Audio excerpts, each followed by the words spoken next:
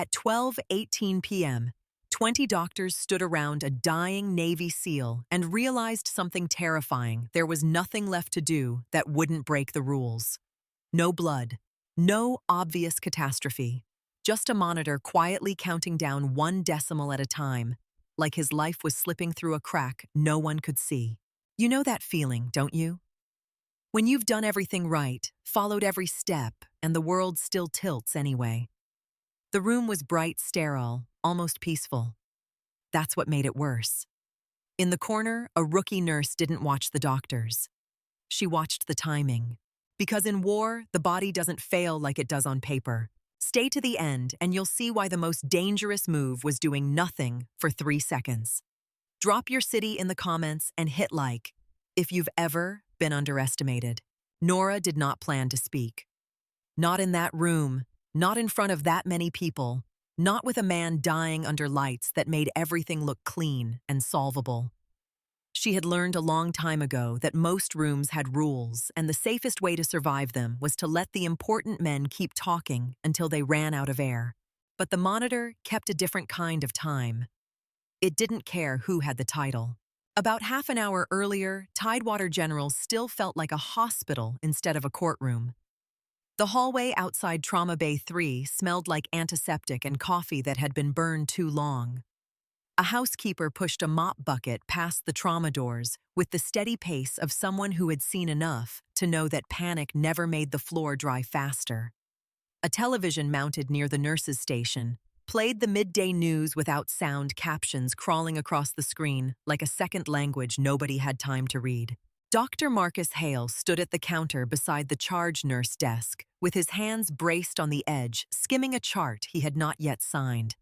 His badge clipped to his scrub top looked worn at the corners, the plastic clouded from years of disinfectant. He had the kind of posture that came from carrying responsibility long enough that it started to shape the bones. Calm even when it was not real. Julia Kim rounded the corner with a stack of printed labs in one hand and a cup of water in the other. She drank like she was trying to outrun dehydration, then slid the papers onto the counter. 2 ambulances inbound, she said. One is a motor vehicle collision. The other is military. Hale did not look up right away. He finished reading the last line of the note, then set the chart down as if the paper might bite him. Military, how he asked. Kim lifted her shoulders in a small shrug. Navy. Collapsed at the pier. They are calling it respiratory compromise. No trauma obvious.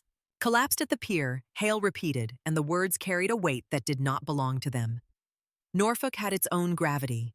The ships, the uniforms, the way young men walked through the city like they believed they were invincible until a single moment proved they were not.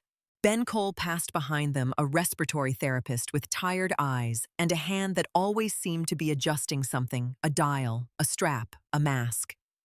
He heard the word military and angled his head slightly. Do we know if he was diving? Ben asked. Kim shook her head. They do not say. Hale nodded once, already moving, Bay 3. Inside the trauma bay, the lights were bright enough to make skin look pale, even when it was not. Stainless steel surfaces waited like they enjoyed being wiped down. A ventilator stood to one side quiet, for now hoses coiled like sleeping snakes. A nurse in navy blue scrubs was restocking a drawer with syringes. Another checked the crash cart seal. Routine tasks, practiced motions, the small superstitions of a team that believed readiness could keep fear from getting in. Nora Lane stood just outside the bay doors with a clipboard she had not needed all morning. Her badge still looked too new for the place, the printed letters crisp. She was supposed to be shadowing. That was the word the educator used. Shadowing made it sound like an afternoon job, like she would take notes and ask questions and go home. She watched the doors, not the people. The charge nurse, Teresa Vaughn, approached with a quick step and a quicker expression. Teresa's hair was tied back so tight it pulled the skin at her temples. She carried authority the way some people carried keys, always accessible, always ready. Nora, Teresa said, "You are with me today. Stay near the wall. Keep your hands visible. Do not touch anything unless asked." Nora nodded. "Yes, ma'am." Teresa paused at the ma'am, her eyes narrowing just a fraction. "You do not have to call me that." "Yes," Nora said, and corrected smoothly. Teresa. Teresa held Nora's gaze for a beat, like she was trying to decide what category to place her in. New nurses came in all kinds, eager, terrified, overconfident, loud. Nora was none of those. Nora was still like a person waiting for the weather to change. You transferred from where Teresa asked. Nora did not blink. Out of state. That is not an answer. Nora's mouth tightened in a polite line. It is the only one I have. Teresa made a sound that could have meant irritation or respect. She pointed at the corner near the supply cabinet. That spot. You see, you hear, you learn. Got it. Nora stepped into the bay and took her place without making a sound. The first ambulance arrived with the motor vehicle collision. The team moved the usual choreography, hands and voices, weaving without stepping on each other. Hale called instructions with the steady tone of a man ordering dinner. Kim anticipated needs before they were said out loud. Blood, fluids, imaging. Then the patient was sent upstairs, stabilized enough to buy time. Not saved, not yet, but not lost. Then the second call came from the radio. A different voice, tight with a discipline that did not belong to civilians. Trauma team be advised, incoming adult male military personnel. Unresponsive. Intubated, en route. No visible external bleeding. Oxygen saturation unstable despite ventilation. Arrival in 4 minutes. 4 hôpital. Hale was already washing his hands, scrubbing up to his elbows. The water ran clear, but he did not stop when it did. He never stopped early. It was a habit. Or a penance. Kim pulled on gloves and looked at him. Unstable saturation despite ventilation with no obvious lung injury that does not sit right. It never sits right, Hale said. That is why we do the work. Ben checked the ventilator, his fingers moving fast. If he is intubated already, we need to confirm tube placement first thing. Hale nodded. And we need a full set of labs. Blood gas, chest imaging, anything we can grab. In the corner, Nora listened to the list like she was listening to a song she already knew. She did not move closer. She did not try to be seen.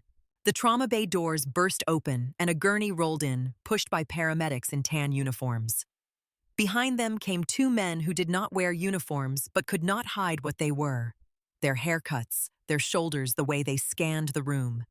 Military, lived in posture. The patient was broad, muscular, even now, even unconscious. A tube ran from his mouth, taped cleanly. His chest rose under the rhythm of the ventilator bag. His skin had that waxy look that did not belong on someone built like a weapon. A medic called out the report quickly. Male, early 30s. Found collapsed near the pier at Naval Station Norfolk. No witnessed trauma. No drowning. No known exposure. He was awake briefly, then went unresponsive.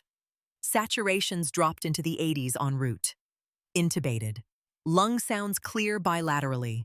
Blood pressure stable. Heart rate stable. We gave fluids. No improvement in oxygen trend. Haley leaned in, eyes on the patient's chest, the rise and fall. Name. One of the plainclothes men answered before anyone else could. Chief Petty Officer Tyler Rourke. Kim glanced at the man. You are family. The man shook his head once. Team liaison. It was not an explanation. It was a boundary. Hale did not press. He had learned when to accept walls. All right. Transfer him. They slid Tyler onto the trauma bed lines and straps shifting. Ben moved to the head, checked the tube, listened. Watched. Kim placed monitors, called out vitals. Nurses moved like a unit. The first numbers were not alarming. That was the trick. Heart rate in the 90s. Blood pressure holding. Oxygen saturation at 92. Hale exhaled slowly. All right. Let us get a chest image. Labs. Blood gas. Kim nodded. On it. Ben watched the waveform on the monitor and frowned. That shape is odd. Hale looked at him. Odd how? Ben pointed with a gloved finger, careful not to touch the screen.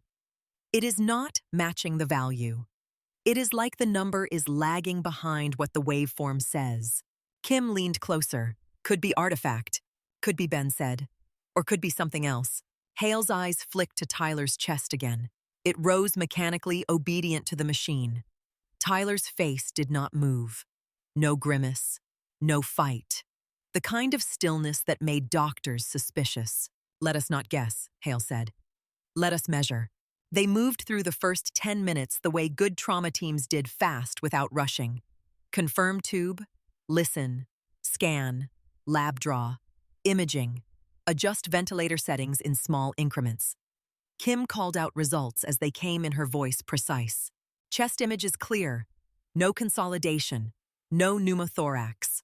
Hale's brow tightened. Blood gas. Kim checked the paper. Oxygenation is low, but not catastrophic. Carbon dioxide is normal. Acid base.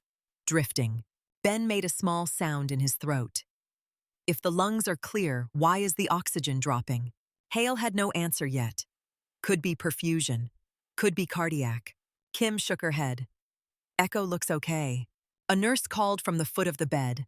Saturation, 91. Then a moment later, 90. The number fell like a gentle thing. No alarm yet. Hale's gaze locked onto it. He did not like gentle declines. Gentle meant slow enough to fool people into waiting. Vent settings, Hale said. Ben adjusted, increasing support. A beat, then the oxygen rose to 91 again. Kim exhaled. Okay. Hale did not relax. He had seen too many patients improve just long enough to make everyone breathe. He watched the monitor the way a man watched a stranger's hands. In the corner, Nora watched too. Not the number. The pause between the dip and the adjustment. The pause between the adjustment and the response. The delay that felt like a shadow. Teresa approached Nora and murmured, "You good?" Nora nodded without looking away. "Yes." Teresa hesitated, then lowered her voice. "You are quiet." Nora's eyes stayed on the monitor. "So is he." Teresa followed her gaze to Tyler and frowned. "He is intubated." "That is not what I meant," Nora said. Teresa did not ask her to explain. Not because she did not care, because she did not have time for riddles. The oxygen dipped again. 89. Ben adjusted again. The oxygen rose again. Kim looked at Hale. "He is responding." Hale did not like the word responding. Responding implied understanding. This felt like something else. It felt like the body was negotiating. "Keep him stable," Hale said. "Let us run through the differential. Any toxin exposure, any allergy, any history." The liaison spoke again. "He is a SEAL. He is healthy. He does not have allergies." Kim gave him a look. "Healthy people die too." The liaison's jaw tightened, not easily. Hale raised a hand, a quiet signal for calm. "He have any medications? Any recent mission? Any diving? Any training that might have exposed him to chemicals?" The liaison hesitated, not because he did not know, but because he was measuring what he was allowed to say. "He was not on a mission," he said finally. "He was on base." Kim's eyes narrowed. "That sounds like you are leaving something out." The liaison looked at Hale. "We are not here to argue. We are here to keep him alive." Hale held the man's gaze. "Then help us. We are not mind readers." The liaison's throat moved as he swallowed. "He was in a briefing this morning." He walked out. Then he went down. Kim glanced at Hale. "Briefing exposure, gas, something airborne." Ben listened to Tyler's lungs again. Still clear. Hale's mind moved through possibilities, each one unsatisfying. If it was a toxin, why was the pattern so slow? If it was an embolism, why no sudden crash? If it was a cardiac issue, why the oxygen was the first thing to slip? The oxygen dipped again, 88. The room did not change volume. No shouting. Just that slight tightening in everyone's shoulders, the collective sense that something was being taken away in small pieces. Hale stepped closer to the monitor, eyes tracking the trend line. "It is dropping in increments." Kim nodded. "It is slow." Ben shook his head. "It is slow on the surface. Look at the timing." Kim turned to him. "What about it?" Ben pointed again, more insistent. "It dips, we adjust. It rises, then it dips again after a delay that stays consistent." Kim stared at the numbers for a full breath. That could still be artifact. "Artifact does not keep a schedule," Ben said. Hale's eyes flicked to the clock on the wall, then back to the screen. He felt something cold settle behind his ribs. Not fear, not yet. The early shape of it. In the corner, Nora's jaw tightened. She was counting in her head, not because she wanted to, because her mind did it whether she asked or not. Teresa's voice cut through softly. Nora, go pull supplies for possible central line. Nora did not move right away. Not because she was disobeying, because she was watching the monitor like it was a fuse. Teresa followed her gaze again. Now, Nora blinked once like waking, yes. She went to the supply cabinet, pulled the kit with efficient hands, and returned to her spot without speaking. She placed the kit where it was needed and stepped back into shadow. Hale continued to work the case the way he always did, methodical, refusing to be seduced by panic. He ordered more tests. He asked for consults. He listened to Kim present possibilities. He listened to Ben argue about ventilation patterns. He watched Tyler's skin color the faint gray at the edges of his lips. The oxygen held at 90 for a short stretch, long enough for a nurse to say stable. Hale did not correct her. He let her say it. People needed words to hold on to. Then it dipped again. 89, 88. Ben adjusted again, but this time the oxygen did not rise as quickly. Kim's voice tightened. Come on. Hale looked at Tyler's face. Any sign of airway obstruction? Ben shook his head. Tube is good. Air movement is good. Kim's hands moved to Tyler's wrist, checking pulse, though the monitor already told her what she would find. Pulse steady, strong, too normal for a man whose oxygen was slipping away. His body is compensating, Hale said quietly. Kim looked up. How long can he do that? Hale did not answer. The honest answer was not one you said out loud. Another doctor stepped into the bay, drawn by the military liaison and the unusual case. Then another. Word moved fast in a hospital. A SEAL was in trouble. A puzzle. A challenge. People arrived with stethoscopes and confidence. They leaned over the bed and offered theories. Could be occult bleed. Could be sepsis. Could be a pulmonary shunt. Could be equipment malfunction. Hale listened, nodded, filtered. He did not snap. He did not dismiss. But he also did not allow the room to turn into noise. One voice at a time, he said. We need facts. Kim handed him a new set of labs.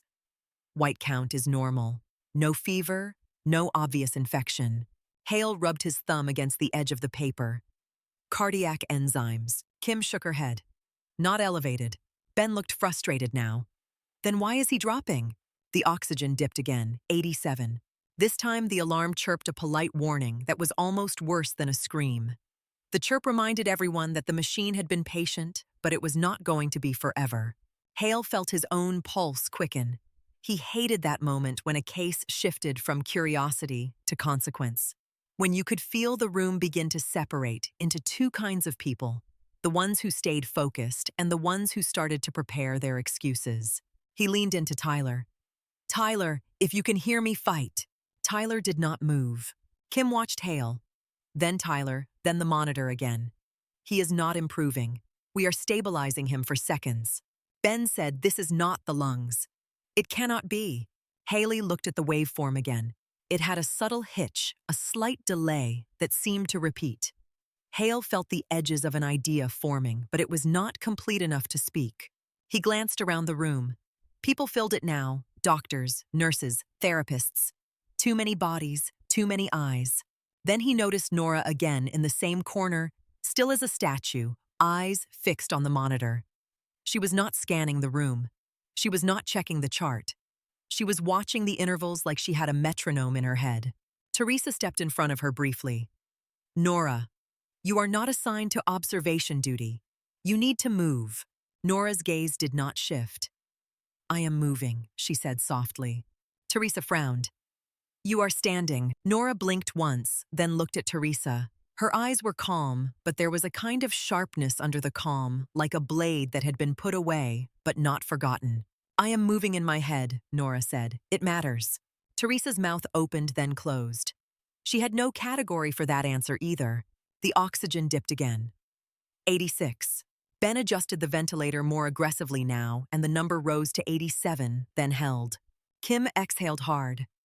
We are chasing it. Hale nodded, the cold behind his ribs growing. Yes. Kim looked at him. What do you want to do?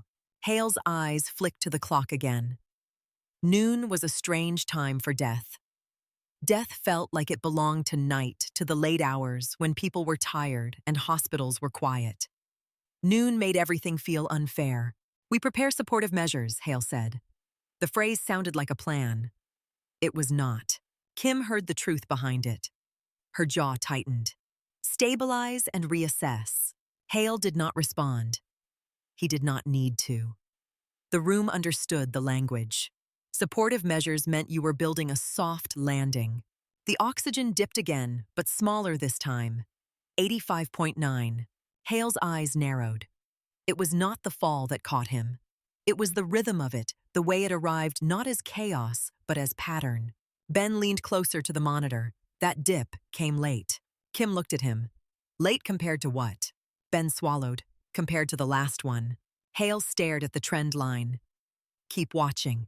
The room quieted, not because someone ordered it, but because everyone felt the shift from action to waiting.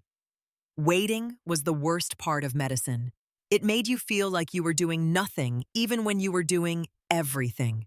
Tyler's chest rose and fell, mechanical, obedient. His skin looked slightly gray at the edges. His brow was smooth, not grimacing, not fighting like his body was conserving all remaining energy for something internal.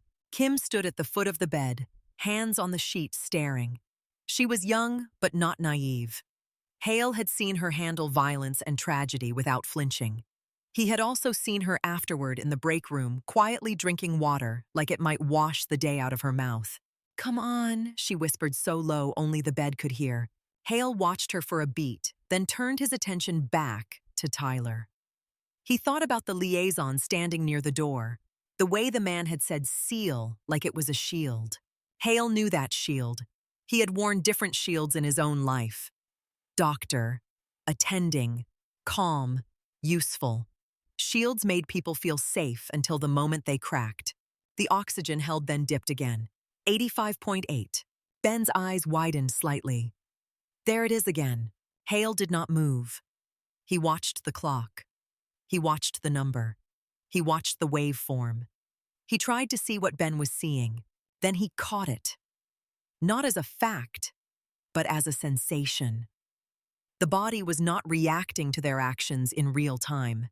It was reacting after. Like the injury was not in the lungs, but in the timing of the exchange itself. Like there was a valve somewhere that opened and closed on a delay. Hale felt his mouth go dry. He looked around the room and realized the noise had drained out of it. People were holding their breath without noticing. Even the doctors who had arrived to help were quieter now, as if the case had turned into something they did not want to claim. In the corner, Nora shifted her weight slightly, almost imperceptibly. She looked like someone listening to footsteps in a hallway you could not see. Teresa stepped beside Hale. "Do you want her out?" she murmured, eating Nora. "She is new. She does not need to be in this." Hale's eyes flicked to Nora, then back to the monitor. "Not yet." Teresa's eyebrows lifted. "Not yet." Hale did not explain. He could not. Something about the way Nora watched made him uneasy, like she knew a language he did not. The oxygen dipped again. 85.6. Kim's voice broke the quiet. "We are losing him." Haley looked at the number and felt the edges of frustration sharpen into anger. Not at anyone in the room. At the situation. At the universe. At the fact that a man could be built like Tyler and still be reduced to decimals. Ben's hand hovered over the ventilator settings. "Do you want me to increase support again?" Hale hesitated. Increasing support had become a reflex. The kind of reflex that felt helpful, but might be making the timing worse. He did not know that yet, but he sensed it. He turned his head slightly. "Hold." Ben froze. "Hold." Kim stared at Hale. "Why?" Hale's eyes stayed on the monitor. "Because I want to see the next dip without us touching it." A beat passed. Then another. Nora's gaze sharpened, her lips pressed together. She was counting again, silent. The oxygen held at 85.6. Then it dipped, 85.4. It dipped exactly when she expected it to. Hale saw it in the micro change of her face, not surprise, but confirmation. She did not look proud. She looked resigned. Hale felt his stomach drop. People who saw patterns that early were either wrong or they had seen the pattern before. He glanced at Nora again. She stood straight, balanced, calm. Not the calm of a new nurse trying to appear competent. The calm of someone who had lived inside worse rooms and learned not to waste motion. Teresa noticed Hale looking. What she asked. Hale's voice was low. Who assigned her to Bay 3? Teresa frowned. Education did. She is shadowing. Hale shook his head slightly. No. I mean, why is she standing like that? Teresa looked at Nora, then back at Hale. Like what? Hale did not answer, because he did not want to say it out loud. Like a person who had held pressure before.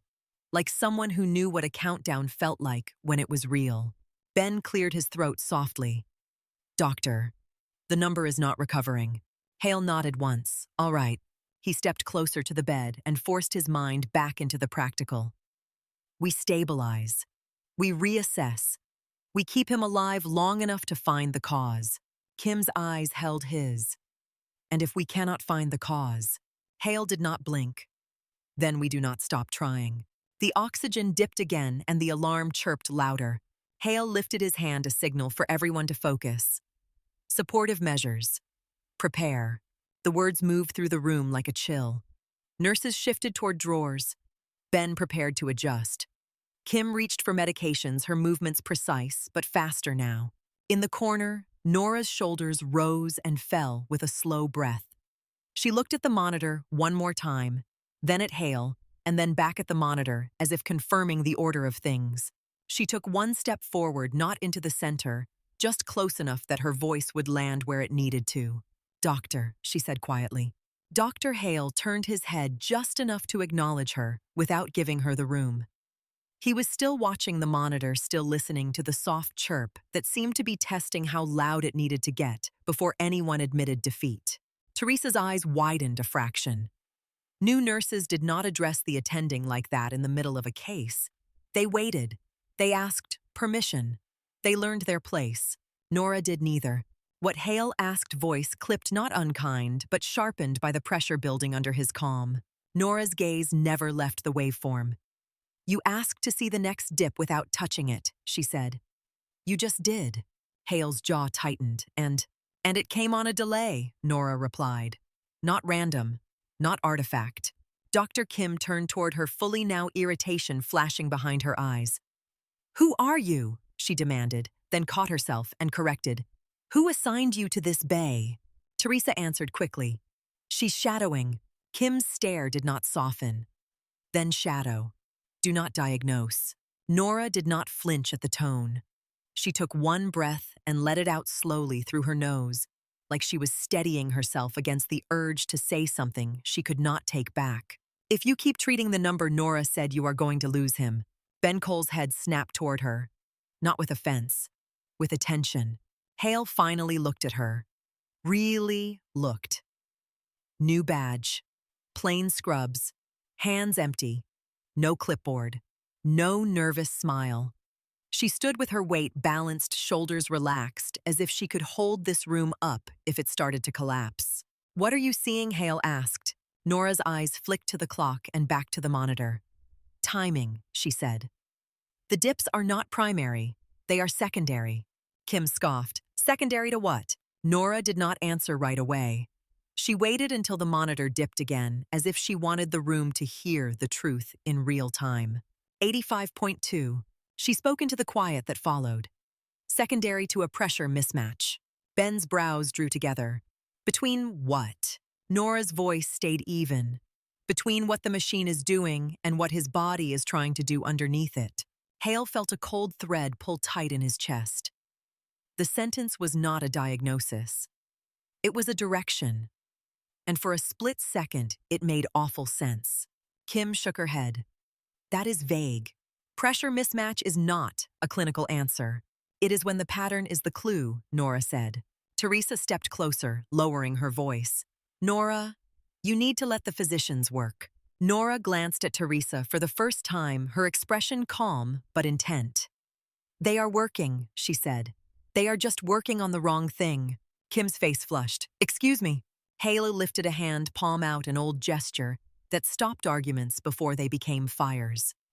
Julia, he said softly, and the softness carried weight. He looked back at Nora. You have about 5 seconds to make this useful. Nora nodded once, like she accepted the time limit. The drops are arriving after your interventions, she said. You adjust the number rises, everyone breathes, then it falls again on a consistent delay. That delay is the injury. Ben nodded slowly. I said the same thing, but nobody liked it when I said it. Kim shot him a look. Because it does not tell us what to do. Nora's mouth tightened. It tells you what not to do. Stop reacting like the monitor is leading. It is following. Hale stared at the waveform. The line did look wrong, a subtle hitch, a shape that did not match what the number claimed. It was not dramatic enough to be obvious. It was quiet enough to be missed by people who wanted to believe they were still in control. Hale's voice dropped. What are you suggesting? Nora hesitated. Not fear, calculation. The kind of pause a person took before stepping over a boundary they could not unstep. Kim saw it and pounced. Do not, she warned. Do not propose something outside protocol. Nora kept her eyes on Hale. If we treat this the standard way, she said, he does not come back. The room seemed to exhale all at once, not in relief, but in recognition. Words like that were not supposed to be spoken. They were supposed to be implied, documented in careful phrases wrapped in sterile language, so nobody had to feel the edge of them. Hale glanced at the liaison near the door. The man's face had gone hard, like stone in cold water. He was not used to hearing civilians talk about losing. Hale turned back. Fine, he said. Then give me something I can use. Nora's voice fell lower. We need to stop chasing the dips and start managing the timing. Ben's eyes narrowed. You mean synchronization? Nora nodded once. Kim's hands curled at her sides. Synchronization with what? With the ventilator. With him, Nora said. With the body that is still trying to do something underneath all this. Hale felt the room tilt.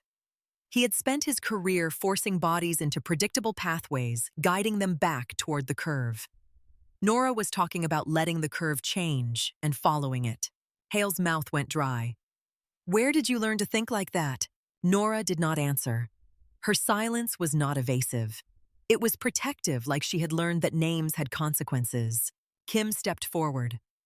Doctor, we cannot take clinical direction from a shadowing nurse. Hale's gaze stayed on Nora. She is not giving direction, he said. She is offering a hypothesis. Kim's voice sharpened. A hypothesis that will get us sued. Hale's expression did not change, but his eyes hardened. A corpse will also get us sued. A quiet landed after that. Not agreement, not surrender, just the shared understanding that the case was sliding past the place where clean choices lived. Ben looked at Hale. If she is right, he said, we keep triggering the same cycle. Hale nodded slow. Yes. Kim shook her head again, but her certainty had thinned. Then what? We guess. Nora's eyes flicked up to Kim, steady and unoffended. I am not guessing, she said. I am recognizing. Hale heard the word and felt his stomach tighten. Recognition meant experience. It meant history. It meant she had seen this and lived long enough to remember the shape of it. The monitor dipped again. 85.1. Ben's hand hovered over the controls, waiting for Hale's nod. Hale watched the line. Hold, he said. Ben froze. Kim's eyes widened. Doctor? Hale kept his voice low. I want to see what she sees. The oxygen held for a beat. Then dipped again. 84.9. Nora's head tilted slightly, like she had heard a click in a lock. There, she said. Hale turned his head toward her. What? That was not a fall, Nora replied. That was a shift. Kim stared at her like she was speaking in code. Explain. Nora took a breath. His body is compensating, she said.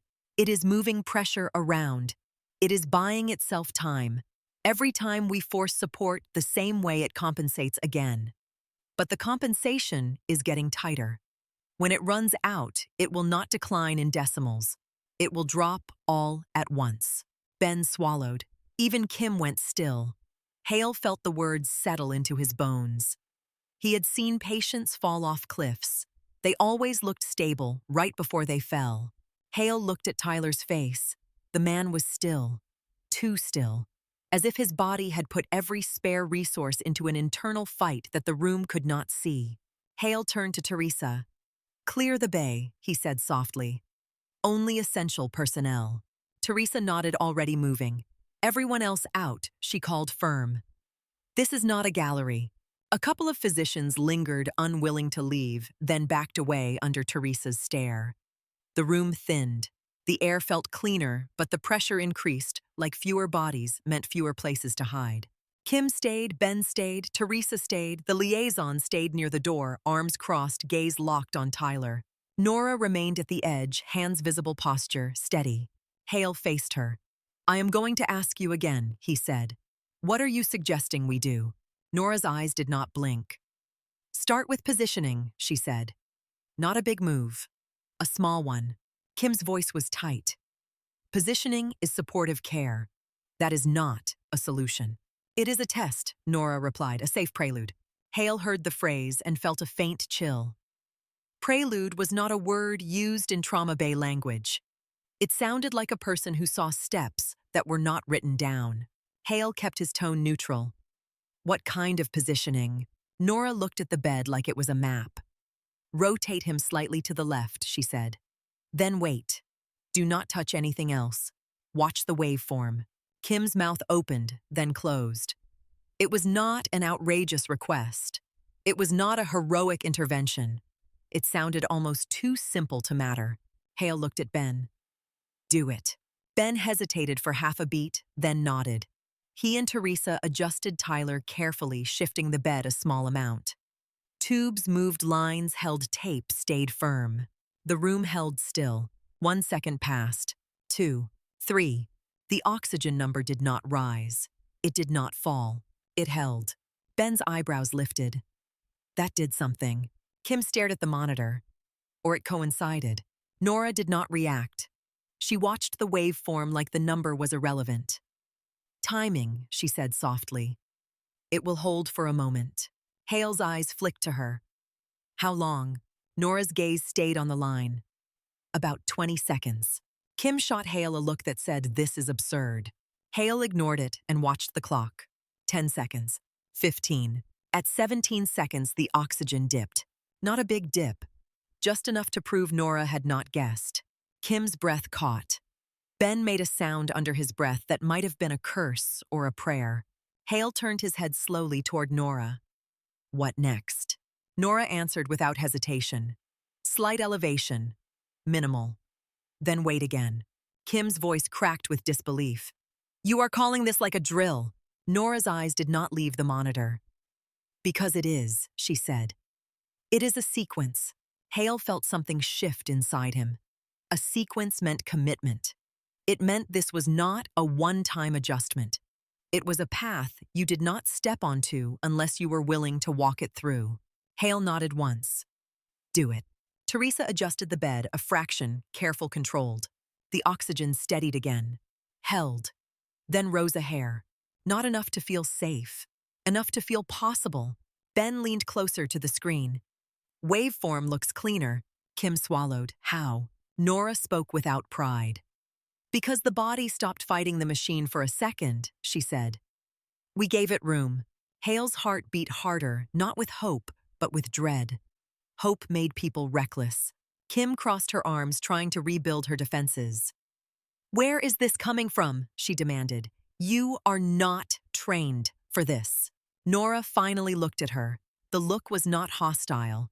It was almost sad. "You do not learn it in hospitals," she said. Kim's eyes narrowed. "Then where?" Nora did not answer. The liaison near the door shifted. His gaze sharpened like the words had woken something in him. Hale watched that reaction and filed it away. The liaison knew something, or recognized something. The room was not the only one listening. Ben cleared his throat. "Doctor," he said to Hale, voice low. "If this is what I think it is not in our protocols." Hale glanced at him. "You have seen it." Ben shook his head. "Not like this." I have heard stories. Kim turned toward Ben. Stories from where? Ben hesitated, then looked at Nora. From people who have been places we have not. The oxygen dipped again, smaller, controlled. Nora's gaze tracked it. Hold, she said. Ben's hand froze mid-motion. The dip stopped. The number steadied. Kim stared. It is like she is conducting. Hale did not respond. He was watching Nora. She was not conducting. She was listening then, responding with economy like a person who had learned that wasted motion cost lives. Hale kept his voice low. What is the principle, he asked her. Give me something I can defend. Nora's eyes returned to the waveform. The principle is that his body is compensating on a delay, she said. Our interventions are landing late. We need to land with him, not after him. Kim's frustration flared again. That still sounds like poetry, not medicine. Nora's expression stayed calm. Then call it timing management, she said. Call it synchronization. Call it whatever helps you write it down. Hale felt his throat tighten. He had written too many notes that translated chaos into words that looked reasonable. He understood the need.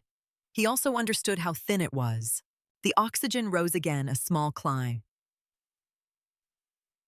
85, 85.3. A nurse outside the bay door peered in, saw the number, then looked relieved. Relief was contagious. Dangerous.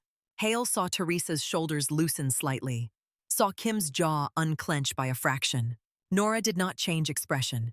This is the false peak, Nora said quietly. Kim snapped her head toward her. What did you say? Nora's eyes narrowed slightly. False peak, she repeated. This is where people stop because the numbers look better. Then it collapses. Ben swallowed hard. Doctor. Hale watched the monitor. The oxygen was climbing in tiny steps, the sort of climb that made teams want to high-five when they were exhausted. Kim's voice sharpened. That is conjecture. Nora's gaze stayed on the screen. No, she said. It is memory. Hale felt that word hit him harder than any number. Memory meant she had watched someone die at this exact point because someone celebrated early. Hale looked at her. If you have seen this exact pattern before, he said, then you know the end of it. Nora did not blink. Yes. Kim's voice softened despite herself, and Nora's jaw tightened almost imperceptibly. And the only way through is to commit to the full sequence. Hale's eyes flicked to Ben, then Teresa, then Kim. He saw what they were thinking. A full sequence meant steps they did not understand.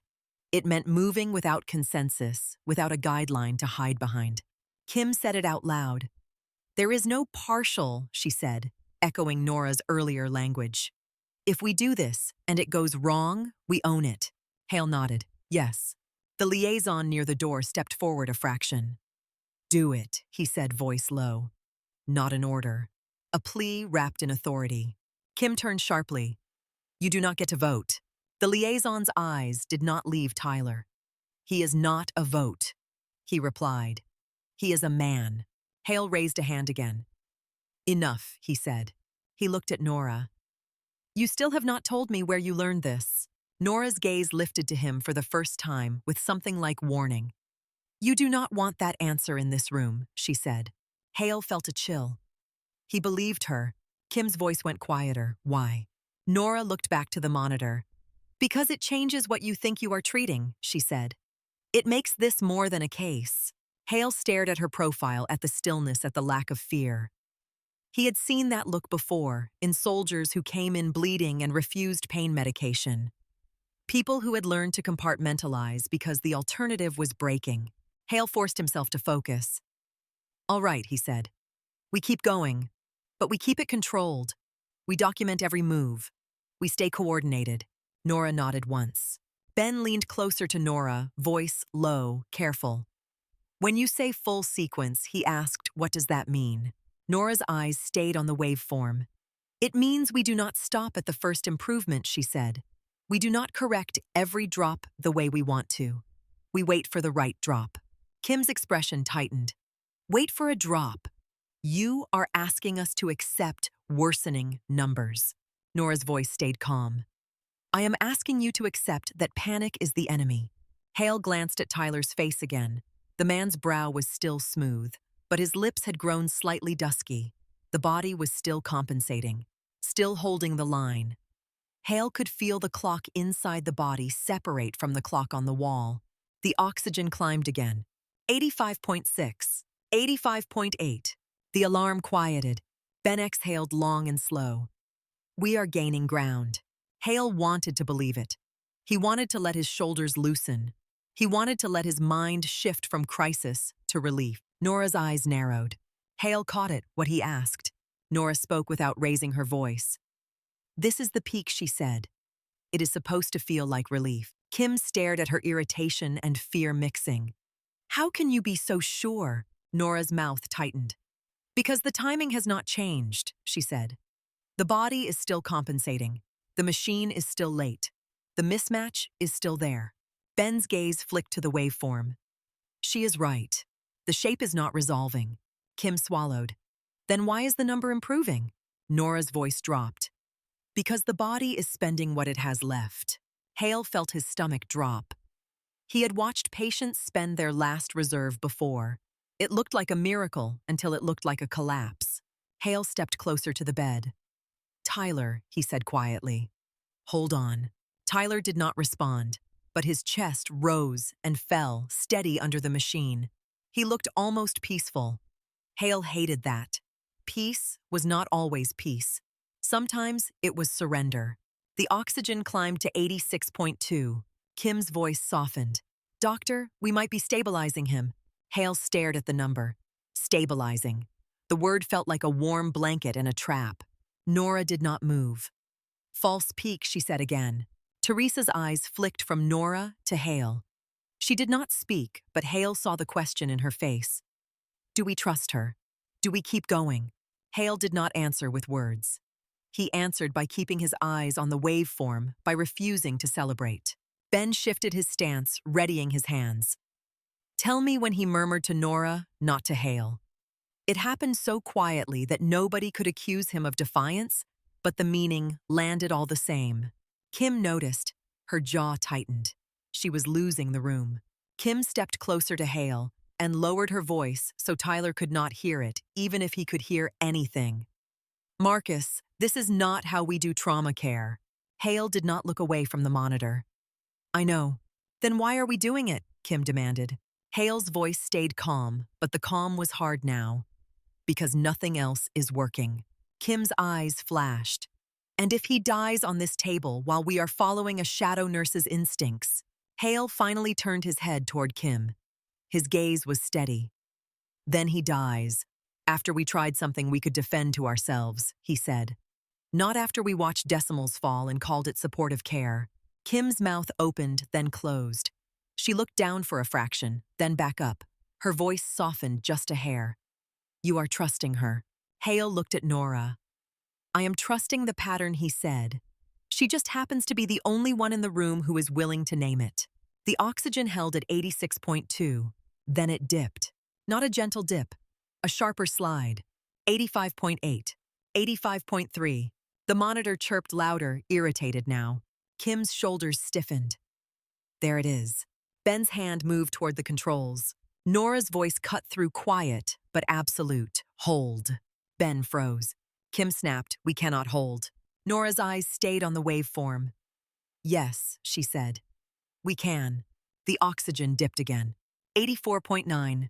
The alarm sharpened. The sound turned from polite to insistent. Hale felt adrenaline surge up his spine. Every training instinct screamed to act, to fix, to correct. Nora's voice remained calm, like she was counting steps on a range. Wait, she said. Kim stared at her like she was watching a person step into traffic. You are letting him fall. Nora finally looked at Kim. Her eyes were steady, almost gentle. No, she said. I am letting him finish a cycle. Hale's jaw clenched. He hated how much he wanted to believe her. The oxygen dropped to 84.4. Ben's lips parted. Doctor. Hale looked at Nora. Now he said, voice tight. Tell me what you need. Nora's gaze snapped back to the monitor. Her posture shifted subtly, feet planted, shoulders squared. A different kind of stillness entered her body, one that made Hale think of soldiers bracing before a breach. Small elevation, Nora said, then vent adjustment. Not aggressive. Land with the waveform, not the number. Kim's breath caught. That is not precise. Nora's voice stayed level. It is precise, she said. Just not in the way you were taught. Hale looked at Ben. Do it, he said. Ben adjusted with careful hands, eyes locked on the waveform. Teresa helped with the bed, a fraction of movement controlled. The oxygen steadied, held, then rose. 84.6, 84.9. Ben exhaled shaky. It caught. Kim stared at the monitor like it had betrayed her. That makes no sense. Nora's voice was quiet. It makes sense if you accept that he is not failing on your timeline. Hale felt sweat under his collar. He did not allow himself to wipe it. He watched the waveform, watched the number, watched Tyler's color. The oxygen climbed slowly. 85.2, 85.5. The alarm quieted again, reluctant. Kim's shoulders loosened despite herself. We recovered. Nora did not move. Do not stop, she said. Kim's eyes flashed. We are not stopping. Nora looked at her briefly. Most people stop in their minds, she said. They relax. They chase comfort. That is when it collapses. Haley looked at Nora and saw something in her expression that made him think of a person standing over a map in poor light, remembering where the mines were buried. Hale's voice dropped. You said you have seen this exact pattern before. Nora's jaw tightened. Yes. Hale pressed gently but firmly. In a hospital. Nora's gaze flicked to him. Her answer was quiet. No. Kim stared at her, and for the first time, her anger shifted into unease. Then where? Nora did not answer. The silence said more than any location could. The liaison near the door shifted again, his eyes locked on Nora. Now, not Tyler. His mouth tightened like he was watching a ghost walk across the room. Ben glanced at the liaison, then back to Nora. You are military, he murmured. Nora's eyes stayed on the monitor. I am here, she said, and it was not a denial. It was a boundary. The oxygen climbed to 85.9. Kim exhaled. We are gaining ground again. Hale watched the trend line. It looked better. It looked like improvement. It looked like the kind of thing that made administrators pat doctors on the back and send thank you emails. Nora's eyes narrowed. Hale caught it. What? Nora's voice was almost a whisper. This is the peak, she said. The real peak. Kim's throat moved as she swallowed. And then, Nora did not answer right away. That pause carried weight, not uncertainty, but respect for what it cost to say the truth out loud. Hale's voice went low. Nora. She met his gaze for a beat, and Hale felt it, the intensity under the calm. A person who had watched bodies fail in places without backup. A person who had learned that hesitation could kill as cleanly as a bullet. Nora looked back to the monitor. Then the drop comes harder, she said. And if you treat it like the earlier drops, you will lose the window. Kim's face tightened. Stop talking about windows. Nora's voice remained steady. This is medicine, she said. Windows are all we have. The oxygen held for 2 long seconds. Then the monitor stuttered. The number fell. 85.9 to 85.2, then to 84.5. The alarm chirped louder, then sharper. Ben's eyes widened. That is not the same. Kim's hands hovered near the crash cart. We need to intervene. Hale felt the urge to act slam into him like a wave. He turned to Nora, voice tight. Now, he said, tell me what you want. Nora's eyes were locked on the waveform, unblinking. Sequence, she said softly, not speed. The oxygen dropped again fast enough to make the room feel smaller. 83.8. The alarm finally found its full voice. The alarm finally found its full voice. It was not a sound you heard so much as a sound you felt vibrating in the sternum, dragging every thought into a single, narrow point. Oxygen saturation dropped fast enough now that the decimals stopped mattering. 83, 82, 81. Ben Cole's hand hovered over the ventilator controls, fingers tense, waiting for permission to do what his training demanded. Dr. Julia Kim shifted her weight toward the crash cart, eyes fixed on the numbers like she could pin them in place by force. Teresa Vaughn's face had gone still, the kind of stillness that came right before a hurricane hit land. Dr. Marcus Hale stared at the monitor, then at Tyler Rourke's face, then back to the monitor. The man on the bed looked wrong for someone in free fall. No convulsions, no frantic struggle, just that waxy, calm lips, edging darker chest, rising in obedient mechanical rhythm. Nora Lane stood at the edge of the room as if she belonged to the wall, her hands open and visible. Her eyes were not wide with fear, they were narrowed with focus. Sequence, she repeated, voice low. Not speed. Kim's voice cut through sharp with disbelief. He is crashing. Speed is the only thing that matters. Nora did not look at her. Speed is what makes you chase him, she said. And you cannot catch a pattern by sprinting. Hale's jaw tightened. He felt the pressure of every license and credential in the room, every policy written by people who never stood beside a bed when the body stopped cooperating. He heard the alarm, saw the drop, and felt his instincts fight each other. Ben's voice trembled on the edge of professionalism. Doctor, give me a direction. Hale looked at Nora. Now, he said, tell me exactly what you need. Nora took a breath that looked almost like a ritual. Her posture shifted subtly, feet planted, shoulders squared, like she was settling into a stance she had not used in a long time. Hold that setting, she said to Ben. Do not climb after the number. Watch the waveform. When it buckles, you adjust with it, not against it. Kim snapped, that is not an order I can chart. Nora's voice stayed steady. Then chart that we monitored and responded to patient condition, she said. Because that is what you are doing. The oxygen fell again faster. 80, 79. The alarm screamed like it was angry at them for pretending this was still salvageable. Hale felt his hands curl into fists at his sides. Tyler, he said, voice low, close to the patient's ear. Stay with us. Nothing. Kim's eyes flashed to Hale. We need to intervene. Ben's fingers twitched, Teresa's mouth tightened, ready to call for whatever Hale ordered. The whole room leaned forward into the moment like a ship leaning into a wave. Nora's voice cut through it, quiet but absolute. Wait. Kim turned on her. No. Nora did not flinch.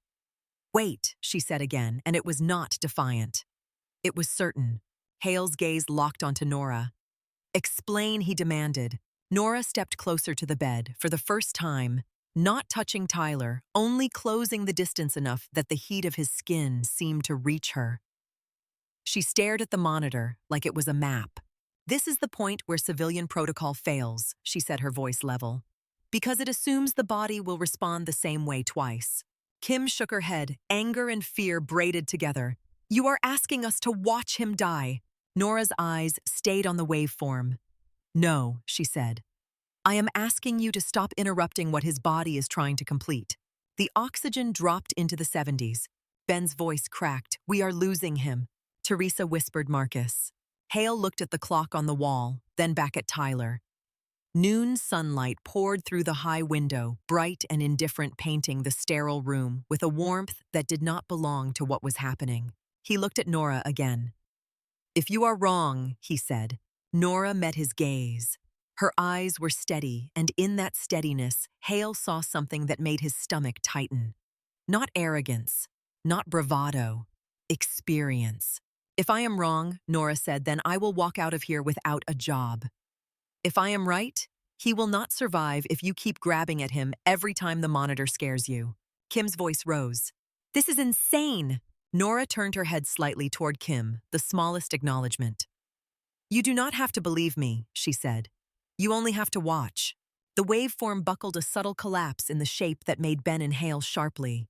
Nora's voice dropped even lower. This is the drop, she said. If we stop now, he does not recover. Hale felt his pulse hammer in his throat.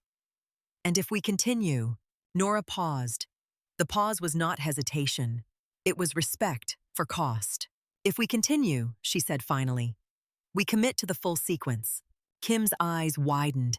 There is no full sequence in our guidelines. Nora's gaze returned to the monitor. There is in mine, she said. Ben swallowed hard. Teresa's hands tightened on the bed rail. The liaison at the door, Senior Chief Caleb Price, took one step forward, then stopped himself, jaw tight, like he was holding back words he was not allowed to say. Hale's voice went hard. I need consensus. Kim snapped, we do not have time for consensus. Nora's eyes flicked to the clock.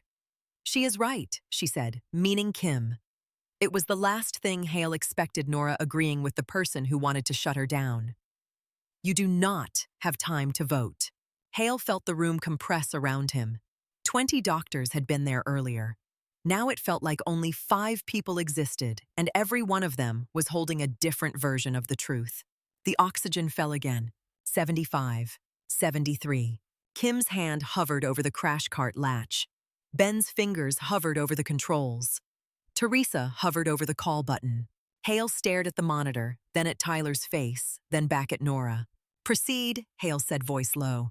Kim looked at him like he had stepped off a cliff. Marcus. Hale did not look away. Proceed, he repeated. Nora's shoulders squared. Good, she said softly, and it was not satisfaction.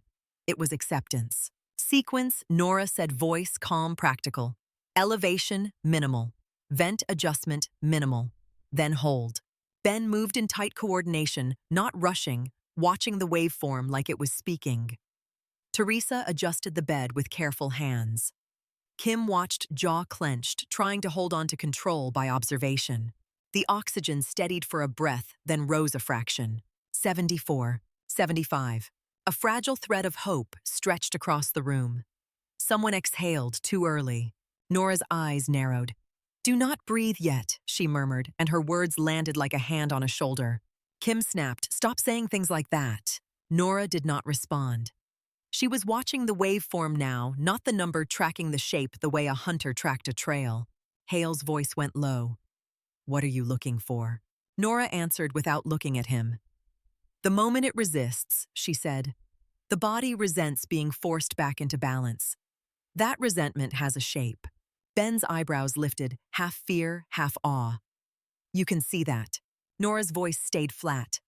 I can see it because I have to. The oxygen climbed again. 76, 78. It felt like rescue. It felt like victory. It felt like the kind of climb that made people smile and slap shoulders. Nora's expression did not change. This is the false peak, she said quietly. Kim's head snapped toward her, again with that. Nora's gaze stayed on the monitor. This is where most people stop, she said. And the collapse comes on cue. Hale felt his stomach tighten. He did not want to believe it. He also did not want to be the person who celebrated a dying man's last rebound. The monitor stuttered. Then the numbers crashed. 78 to 71. Then to 68. The alarm screamed with full fury. Kim froze. Ben's hands moved instinctively, then stopped caught between training and Nora's earlier command. Teresa's eyes went wide. Hale swore under his breath. We are losing ground, Ben said, voice tight. A nurse outside the room said what everyone was thinking, her voice thin through the doorway. Should we stop? Nora shook her head once. It was not dramatic. It was not emotional. It was certain. This is the drop I was waiting for, she said. Hale stared at her, waiting for... Nora stepped closer again, just enough to be part of the circle now. Yes, she said. This is the point where the body commits. Kim's voice rose sharp with panic. He is dying. Nora's gaze flicked to Tyler's face, then back to the monitor. He is choosing, she said softly. He is choosing a pathway. If you interfere now, you force the wrong one. Hale's throat went dry. You are telling me to do nothing. Nora met his gaze. Not nothing, she said. Restraint. The oxygen dropped again. 65, 62. The waveform shrank. Kim moved toward the crash cart. We cannot just stand here. Nora's voice cut through calm as a metronome. 3 seconds. Kim stopped confused. What? Nora's eyes stayed on the waveform. There are only 2 ways this pattern ends, she said. One ends with you working him until the numbers stop and you call it a code. The other requires doing nothing for 3 seconds. Hale stared at her. The room felt like it was holding its breath even before the breath was demanded. 3 seconds is an eternity, Kim said, voice shaking.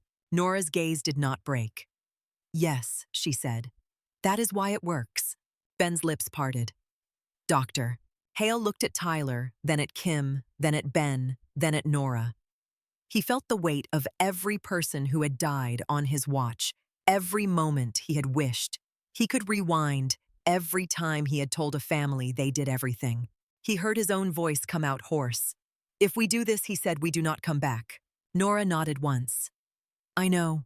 Kim's eyes were wet now, angry at herself for it. "Marcus." Hale did not respond. The monitor screamed. The oxygen slid lower. 59, 56. The waveform thinned into a trembling thread. Nora's voice dropped precise. "When it collapses," she said, "do not touch him. Do not change anything. Do not speak. Count." Kim shook her head. "You want silence while he dies." Nora met her eyes, and there was something in Nora's gaze that made Kim's anger falter. Not superiority, something darker. Familiarity. "I want space," Nora said, "for the body to finish what it started." Hale looked at Ben. "Hold," he said. Ben's hands froze on the control's knuckles white. Hale looked at Teresa. "No crash cart," he said. Teresa's jaw tightened. She nodded once. Hale looked at Kim. "Do not move," he said quietly. Kim stared at him, then at Tyler, then at Nora. She nodded barely. Nora leaned slightly toward Tyler, her voice low enough that only the bed could hear it. "Finish it," she murmured, not pleading, not commanding. Just present.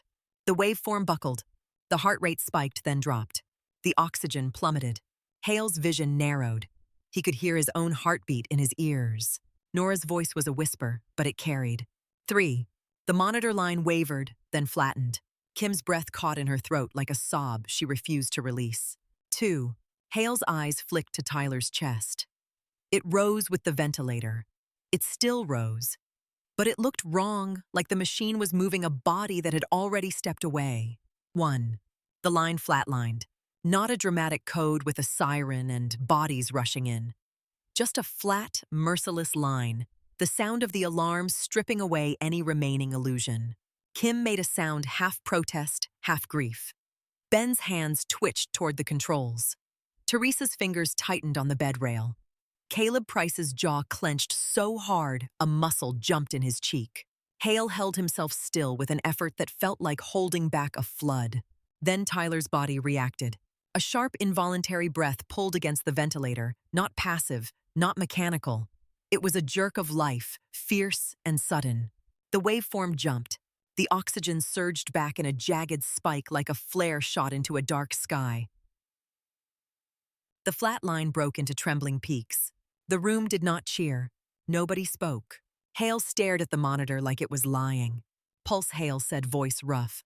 Kim moved hands, shaking fingers, finding Tyler's carotid. Her eyes widened. "It is there," she whispered. "It is there." Ben exhaled a long breath that sounded like he had been underwater. Teresa's shoulders sagged a fraction, then tightened again, still braced for the next hit. Nora stepped back, returning to the edge of the circle, as if she had never moved.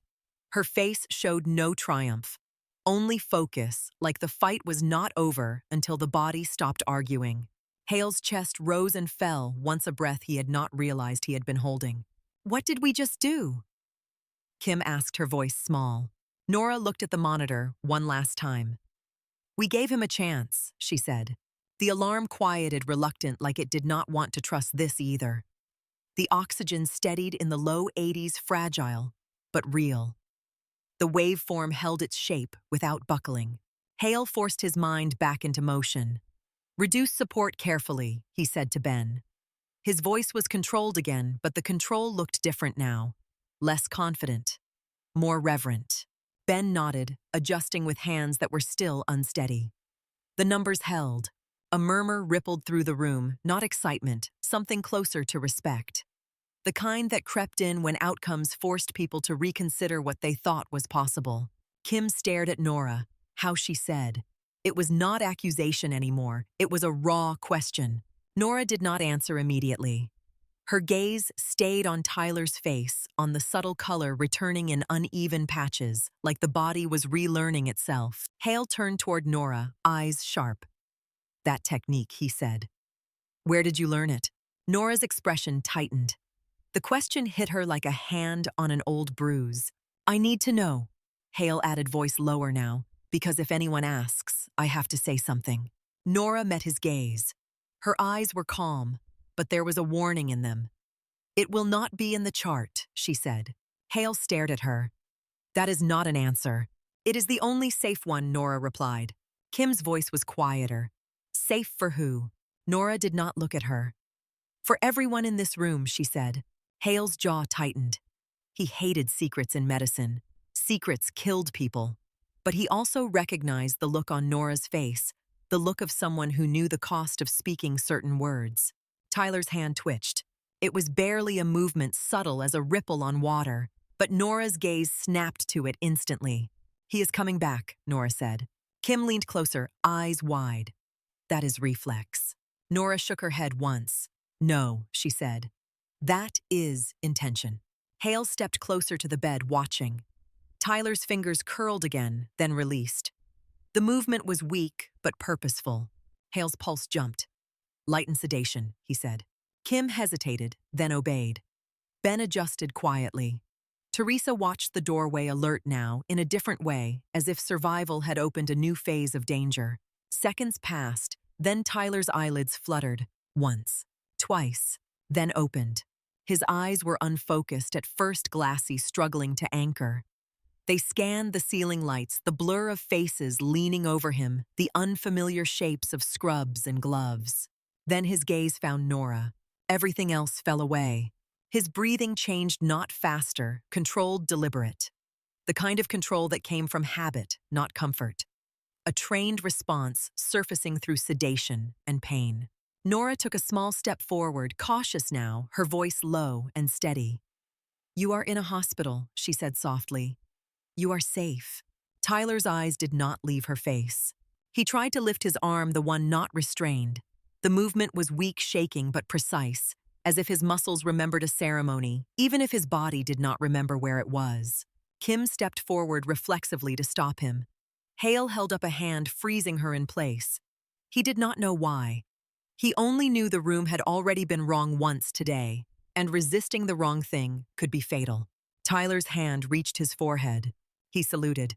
It was not dramatic, not sharp, but exact, even with the tremor.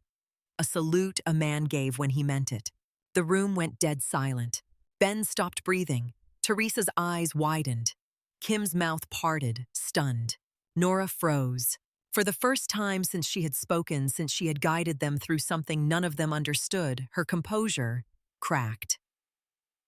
It was subtle, but Hale saw it. A flicker, a fracture. "Do not," Nora whispered. Tyler held the salute anyway, his hand trembling with effort, eyes locked on her like she was the only solid thing in the world. "You said you would find me," Tyler rasped. The words were rough, scraped out past the tube, but clear enough to land like a punch. "Did not think it would be here." Kim looked at Hale, then at Nora, then back at Tyler, trying to assemble a reality that made sense. "Do you know him?" she breathed. Hale did not answer.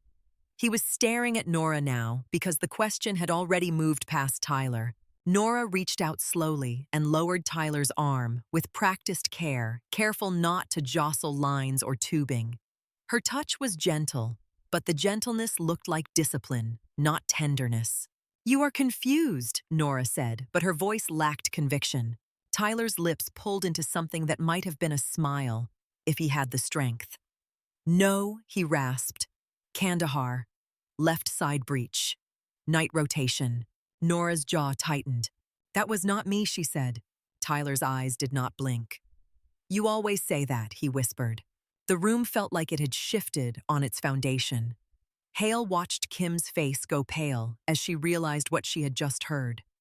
Ben looked down at the floor, then back up as if grounding himself. Teresa's expression turned sharp, protective, the way it did when she sensed someone had walked into a threat they could not name. Caleb Price, the liaison, stepped closer without thinking. His eyes stayed on Nora like he was seeing her for the first time. His posture had changed to straighter, heavier. Hale heard his own voice come out quiet. "Sir," he said to Tyler, "careful. You have been through significant trauma. You may be experiencing confusion." Tyler's eyes snapped to Hale for the first time, and the look was not hostile. It was assessing. like a soldier measuring whether someone could be trusted. Then Tyler looked back at Nora. "If she says I am breathing," Tyler said hoarsely, "I am breathing." The sentence made the hair lift on Hale's arms. "If she says I am dying," Tyler continued, voice rough but steady, "you better start running." Nobody laughed. Nora straightened slowly. Her hands were still, but Hale saw the tension in her fingers, the way they curled and released like she was holding something back. "You need to rest," Nora said. "You survived. That is enough for today," she added, and the words sounded like an order delivered gently. Tyler's gaze stayed on her. "Because of you," he said. Nora looked away, the smallest movement, as if eye contact was a thing she could not afford. Hale stepped closer, lowering his voice. "You named a technique earlier," he said to Nora. "One I have only heard referenced in passing." Nora's eyes returned to Tyler. "Focus on your patient," she said. "I am," Hale replied. And it was the truth. He was focusing on Tyler. He was also focusing on the person who had pulled Tyler back from a flat line with 3 seconds of restraint. Kim whispered, barely audible, "She is not just a nurse." Nora did not confirm it. She did not deny it. She simply stood there quiet again, as if she could tuck herself back into the corner and erase what had just happened. But the room had already changed around her. Tyler's chest rose and fell, with the ventilator slower, now steadier. Color continued to creep back into his face. The alarms stayed quiet, though nobody trusted their silence yet. Hale watched the monitor and felt the oddest sensation of the day settle over him. Not relief. Suspicion. Because the impossible thing had happened, and impossible things rarely arrived alone. Haley looked at Nora one more time, and his voice came out softer than he intended. "Who are you?" he asked. Nora did not answer. She only watched Tyler's breathing alert, as if she expected the next shift, before anyone else could see it. The question hung in the air between them. "Who are you?" Nora did not answer, and Dr. Hale could not decide which was worse, the silence or the fact that nobody in the room tried to fill it. Even Dr. Kim, who usually attacked uncertainty like it was an insult, stood still, with her hands at her sides and her eyes fixed on Nora's face, as if she expected it to change shape. Tyler Rourke's gaze never left Nora. It was not the dazed stare of a patient waking up in unfamiliar light. It was the steady look of someone recognizing a voice before a face, a posture before a name. His breathing remained controlled, careful, as if he was choosing each inhale on purpose. Sir Hale said gently, trying again. "Do you remember where you are?" Tyler blinked once. Slow, deliberate. "Hospital," he rasped. "That's right," Hale said. "You're safe." Tyler's eyes flicked to Hale and back to Nora. "Safe," he repeated, but the word did not sound like belief, it sounded like a test. Teresa Vaughn shifted near the doorway, her stance widening slightly. Hale noticed it. Teresa had a talent for reading rooms the way some people read weather. She did not relax after a crisis. She got sharper, as if the crisis simply changed form. Ben Cole adjusted his grip on the ventilator tubing, careful, quiet eyes bouncing between Tyler's waveform and Nora's stillness. Ben looked like a man who had seen a magic trick and was trying to figure out where the string was hidden. Dr. Kim cleared her throat. "We need to keep him stable," she said, voice tight. "We need to move him to ICU." Hale nodded, agreed. Tyler's fingers twitched again. This time his hand curled into the sheet as if he was anchoring himself. His eyes narrowed slightly. "Do not move me," he said, voice scraped and thin. Kim stiffened. "Sir, you need a higher level of care." Tyler's gaze stayed on Nora. "If she says move," he whispered, "move." Nora's jaw tightened. She stepped half a pace closer, not to take control, but to contain the room. "Tyler," she said softly, and the way she used his name made Hale's stomach drop. It was not how a nurse addressed a stranger. It was how someone spoke to a soldier who had shared air with her in a place where air was rationed. "You are injured," Nora continued. "You need to rest." Tyler's eyelids fluttered, then steadied. "You found me," he whispered again, as if the words were a rope he did not want to let go. Hale watched Nora's face for emotion. He saw none that he could name, but he saw tension held tight behind her eyes, as if a memory was pressing against the inside of her skull, and she was refusing to let it out. The trauma bay doors opened without warning. Not the loud swing of a gurney rushing in, not the chaos of a code team. This was quieter, controlled, the kind of entrance that assumed the room would make space. Two men in plain clothes walked in with the same measured pace. Not rushed, not hesitant. Their haircuts were short, their shoulders squared, their eyes scanning corners first, people second. The taller one wore a dark jacket that sat on him like a uniform even without patches. The other moved slightly behind and to his right.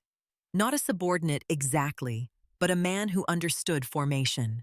Security hovered at the threshold, uncertain. Teresa's head turned slightly and her expression hardened.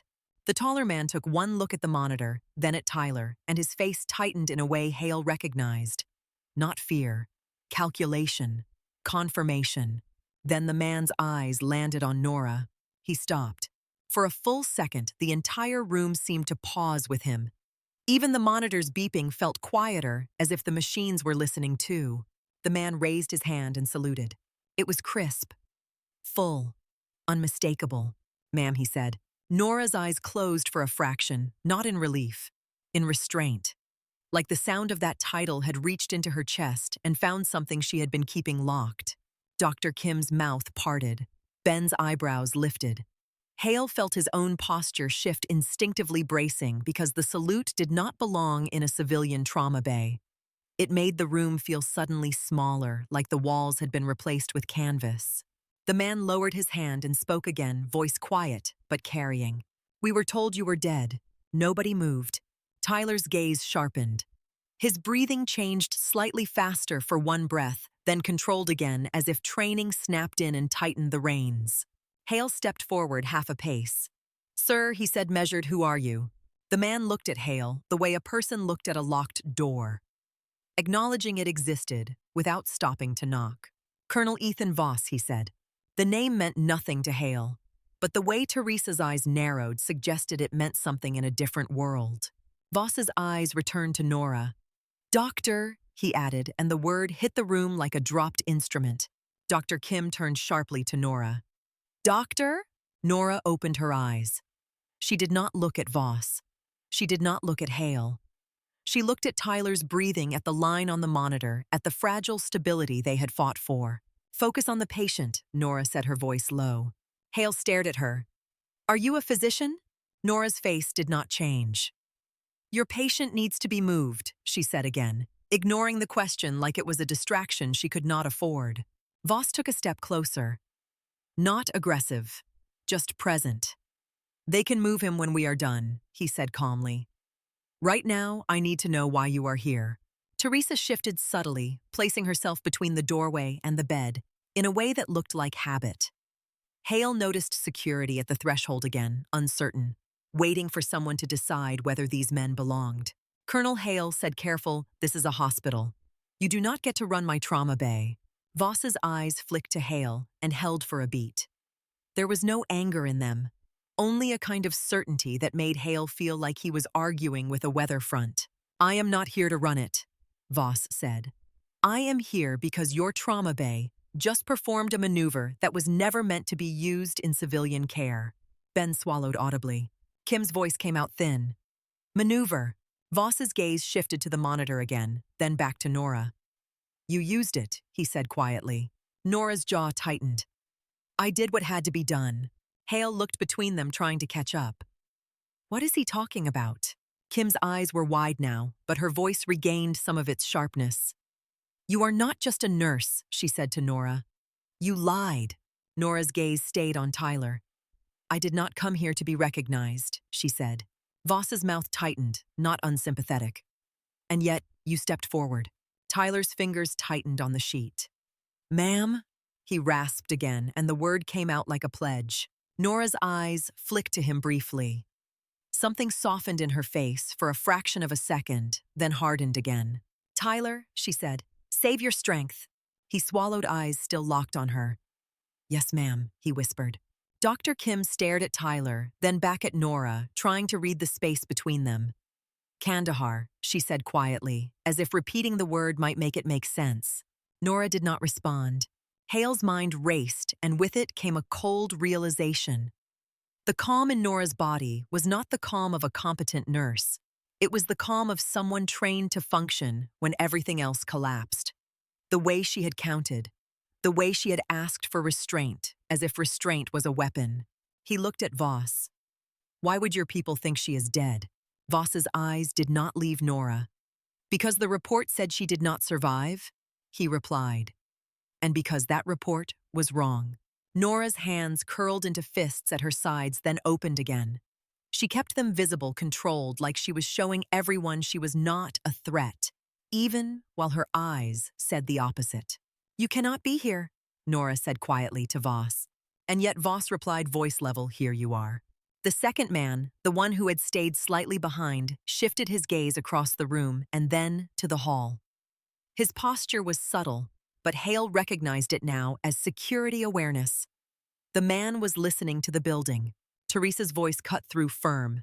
"Either you tell me why you are in my trauma bay, or you leave." Voss finally looked at Teresa. "Forward medical command," he said, as if that should be enough. Teresa's face did not change, but her eyes sharpened.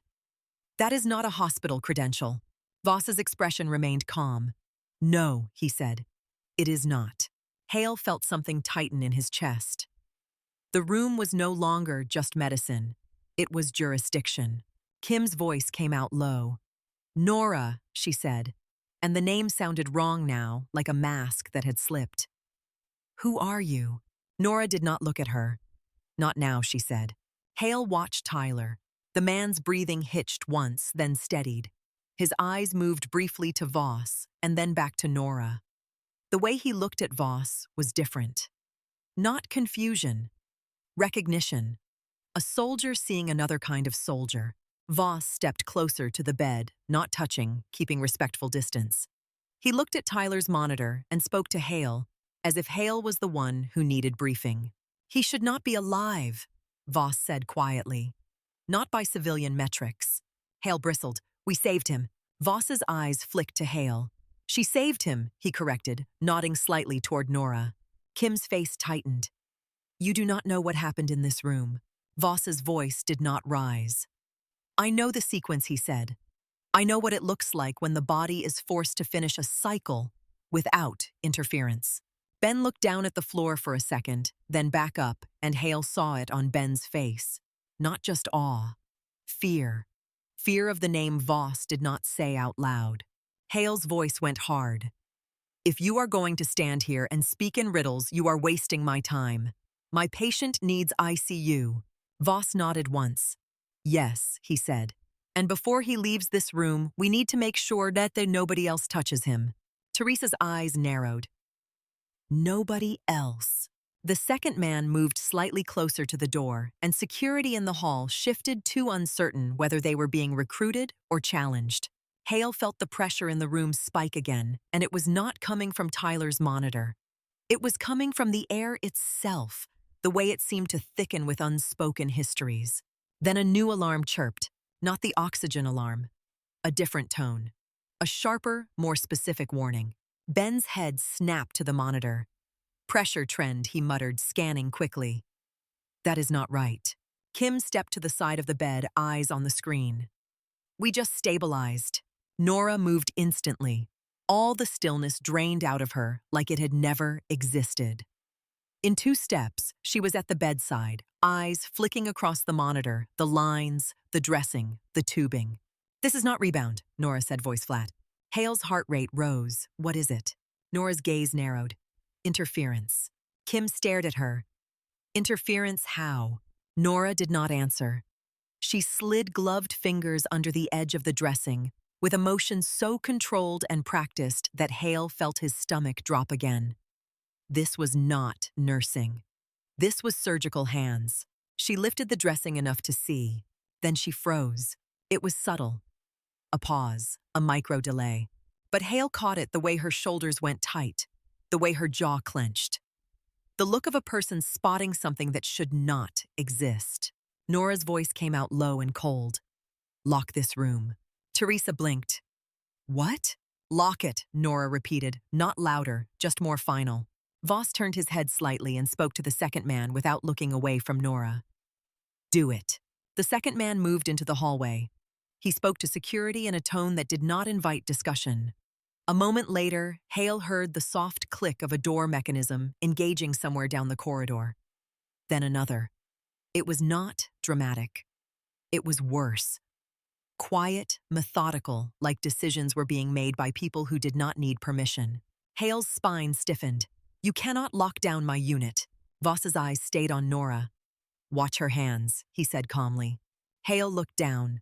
Nora had lifted the dressing just enough for the team to see a detail that made Kim's face drain of color. A clean, deliberate stitch that was not part of the pattern they had set. It looked correct at a glance, but wrong in a way that felt intentional. Kim's voice came out as a whisper. That was not there. Ben swallowed. That is a reinforcement. Hale felt cold move through him. We did not do that. Nora's eyes stayed on the stitch. No, she said. Someone did. Teresa's voice turned sharp. Who has been in this bay? Kim looked around, suddenly aware of every person who had stepped near the bed, every glove that had passed over the patient, every moment of controlled chaos. Hale's jaw tightened. He has not left this room. Voss finally looked at Hale. He did not need to, he said. He was moved during transfer before he arrived. Kim's eyes snapped to him. You said he was intubated en route. Voss nodded once, and handled by people with access. Hale took a step closer to the bed, anger rising now hot and sharp. Are you telling me someone tampered with my patient? Nora's gaze lifted slowly from the stitch. Her eyes were hard now, all softness gone. I am saying someone closed a path I opened, she replied. On purpose. Tyler's breathing hitched. His hand tightened weakly on the sheet. Nora's focus snapped to him. She placed 2 fingers at his wrist, not for show, not to confirm what the monitor said. It was personal. It was grounding. Stay with me, she said low. Tyler's eyes flicked to her. You always say that, he whispered. And you always listen, Nora replied. Hale watched the exchange and felt something in his chest twist. This was not a first meeting. This was not a nurse and a patient. This was a bond forged somewhere that did not offer second chances. Kim swallowed hard. Why would anyone do this? She asked, voice tight. Why would anyone want him to crash again? Nora's voice did not change. Because they do not want him alive, she said. The sentence landed heavy. It was not melodrama. It was a fact spoken like a diagnosis. Ben's eyes darted to the door. This is a hospital. Voss's voice was quiet. Hospitals are not immune? He said. Teresa's hands tightened at her sides. Who are they? Nora did not answer immediately, and the delay was more frightening than any name could be. Voss spoke instead. We pulled access logs, he said. Someone with clearance entered recovery during the transfer window. Hale stared at him.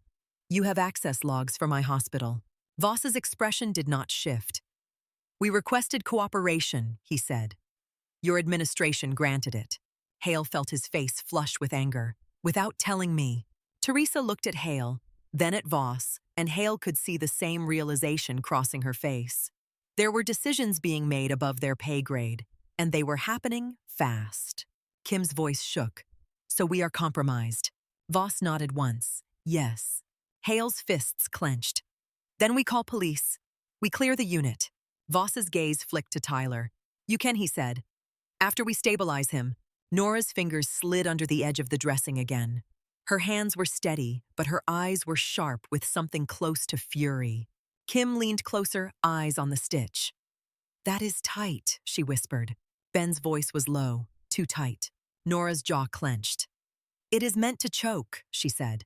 Hale felt nausea rise, then fix it. Nora's eyes flicked to Teresa. Instrument tray, she said. Teresa moved instantly, not asking permission. Whatever doubt had existed about Nora's role was gone. Teresa grabbed what Nora asked for with the speed of someone who knew the cost of delay. Kim's voice turned pleading. Nora, you cannot just do this. Nora did not look at her. Then stop me, she said quietly. Kim froze. Hale watched Kim's hands. They did not move. Kim could argue. Kim could protest. But Kim had just watched this woman pull a man back from flatline with 3 seconds of restraint. The authority in Nora was not a title, it was outcome. Hale stepped forward, positioning himself near Nora. "You are not alone," he said, voice low. Nora's eyes flicked to him for a fraction. Something passed between them. Not trust, not yet, but alignment. Hale had decided. Whatever this was, it was happening in his room, and he was not going to let it consume them without resisting. Nora's hands moved with clinical economy. She exposed the stitch fully, and the wrongness of it became clearer. It was placed to reinforce, but reinforced the wrong thing. It was a neat sabotage, the kind done by someone who knew what they were doing. Kim's throat moved as she swallowed. Who would even know how? Nora did not answer, because saying it out loud would make it real. Her silence was an answer anyway.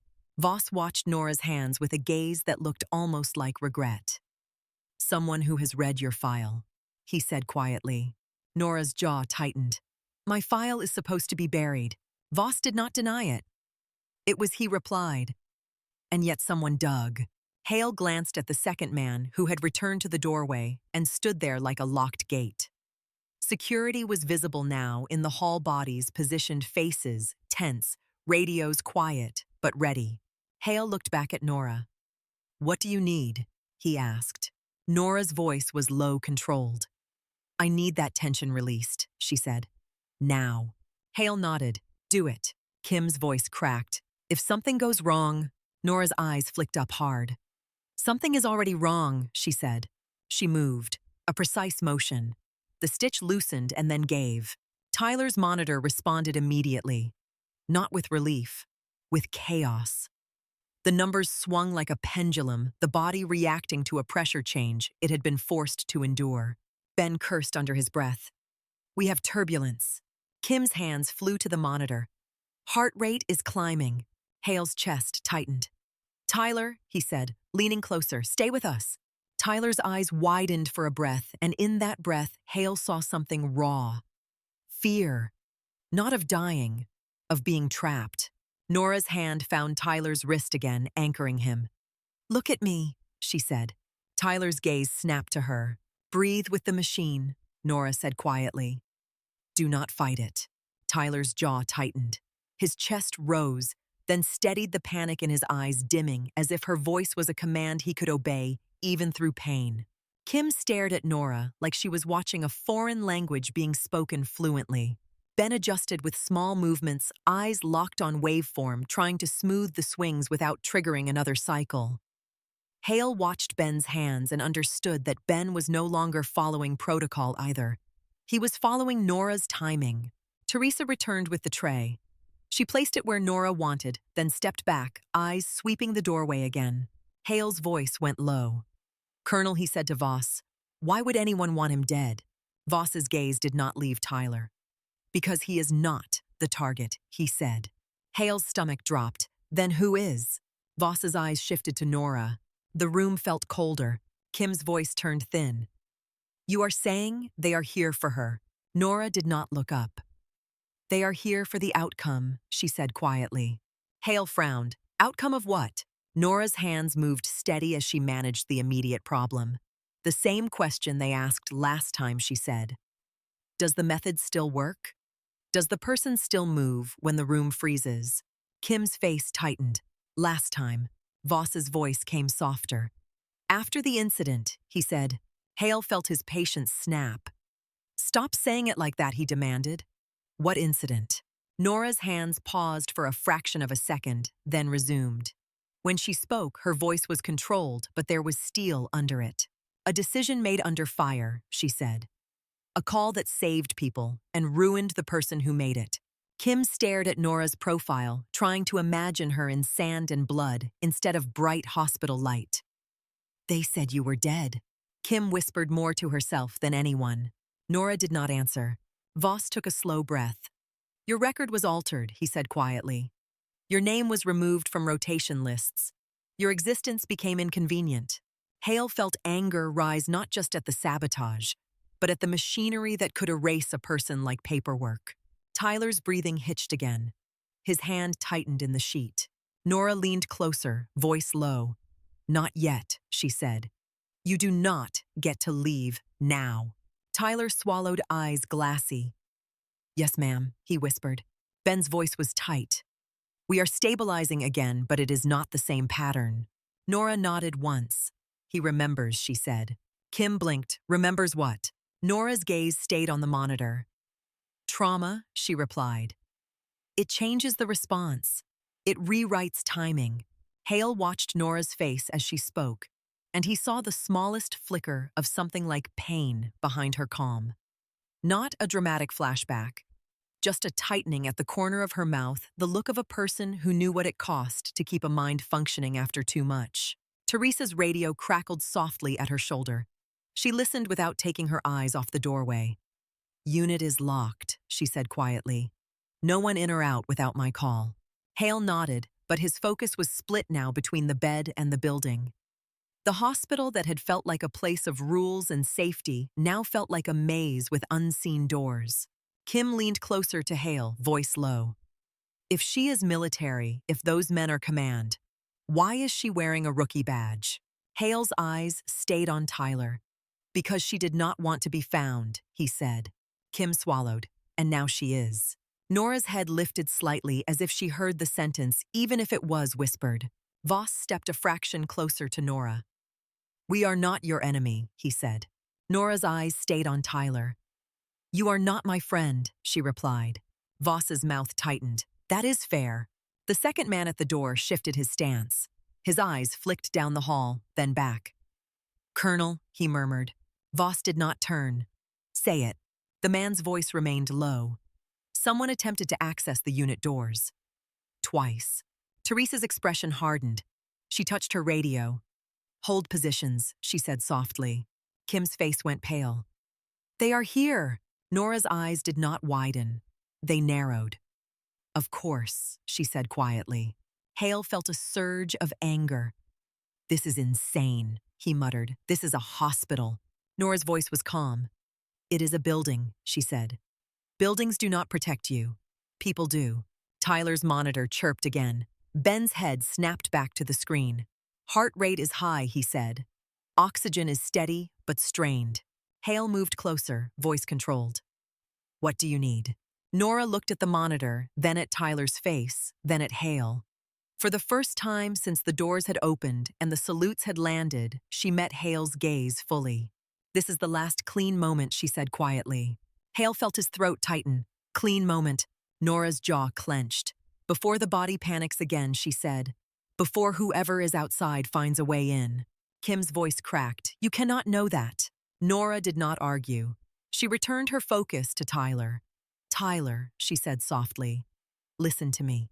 Tyler's eyes flicked to her. Always, he rasped. Nora's hand tightened briefly on his wrist, a grounding squeeze. Do not chase the breath, she said. Let it come. Tyler swallowed. His eyes held hers. His breathing slowed by a fraction controlled. Hale watched and realized something that made his stomach twist. Nora's technique was not only mechanical, it was psychological. She was treating the human under the machine, the soldier under the sedation. Kim stared at Nora's hand on Tyler's wrist. You pulled him out, she whispered, and it was not a question anymore. Nora did not confirm it. She did not deny it. Her silence was a wall. Voss spoke again, voice lower. We have been reading the wrong report for a long time, he said. Some people want that report to stay wrong. Hale's eyes narrowed. Then tell me the truth. Voss's gaze stayed on Nora. The truth belongs to her, he said. But the threat belongs to all of us. Teresa's radio crackled again. They are testing doors, she murmured. No entry yet.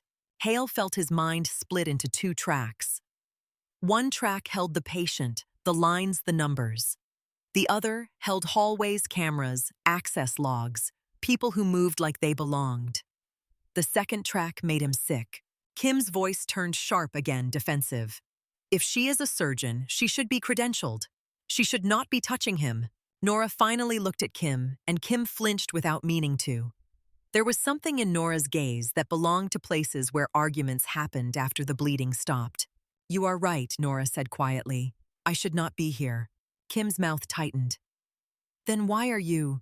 Nora looked back at Tyler. Because he is, she replied. Tyler's fingers curled again, intentional. He looked at Kim for the first time, and the look was flat and assessing. She says I breathe, Tyler rasped. I breathe. Kim's face flushed, but she said nothing. Ben's voice was strained. We are drifting, he said. Not crashing, but drifting. Nora nodded once. The interference changed the map, she said. Hale watched her hands move with controlled speed, reading the monitor, reading Tyler, reading the room.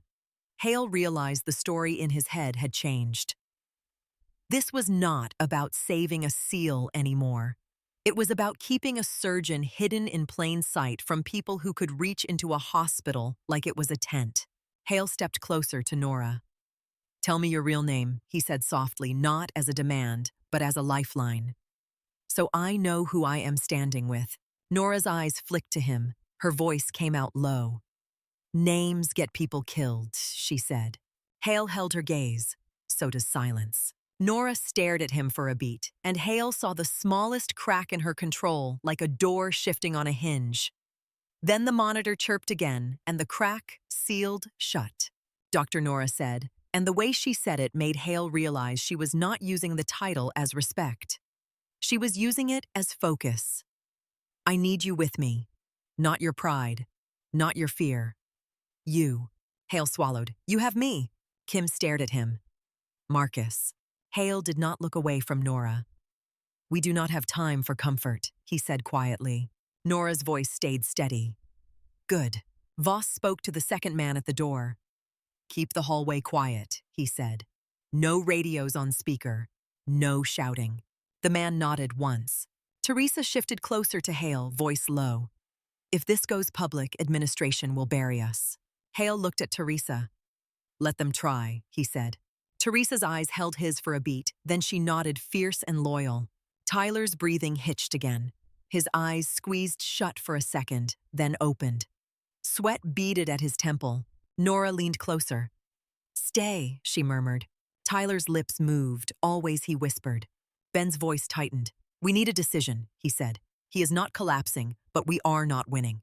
Hale looked at the monitor, then at Nora. What is the decision? Nora's eyes narrowed, tracking the waveform like it was a heartbeat she could read with her eyes closed. We reduce support, she said quietly. Kim recoiled. That will drop him. Nora's gaze stayed on the monitor. Yes, she replied. So it can come back stronger. The room went still again. Hale felt his instincts surge, screaming that lowering support was the opposite of rescue. But he had watched Nora's restraint bring a man back from flatline.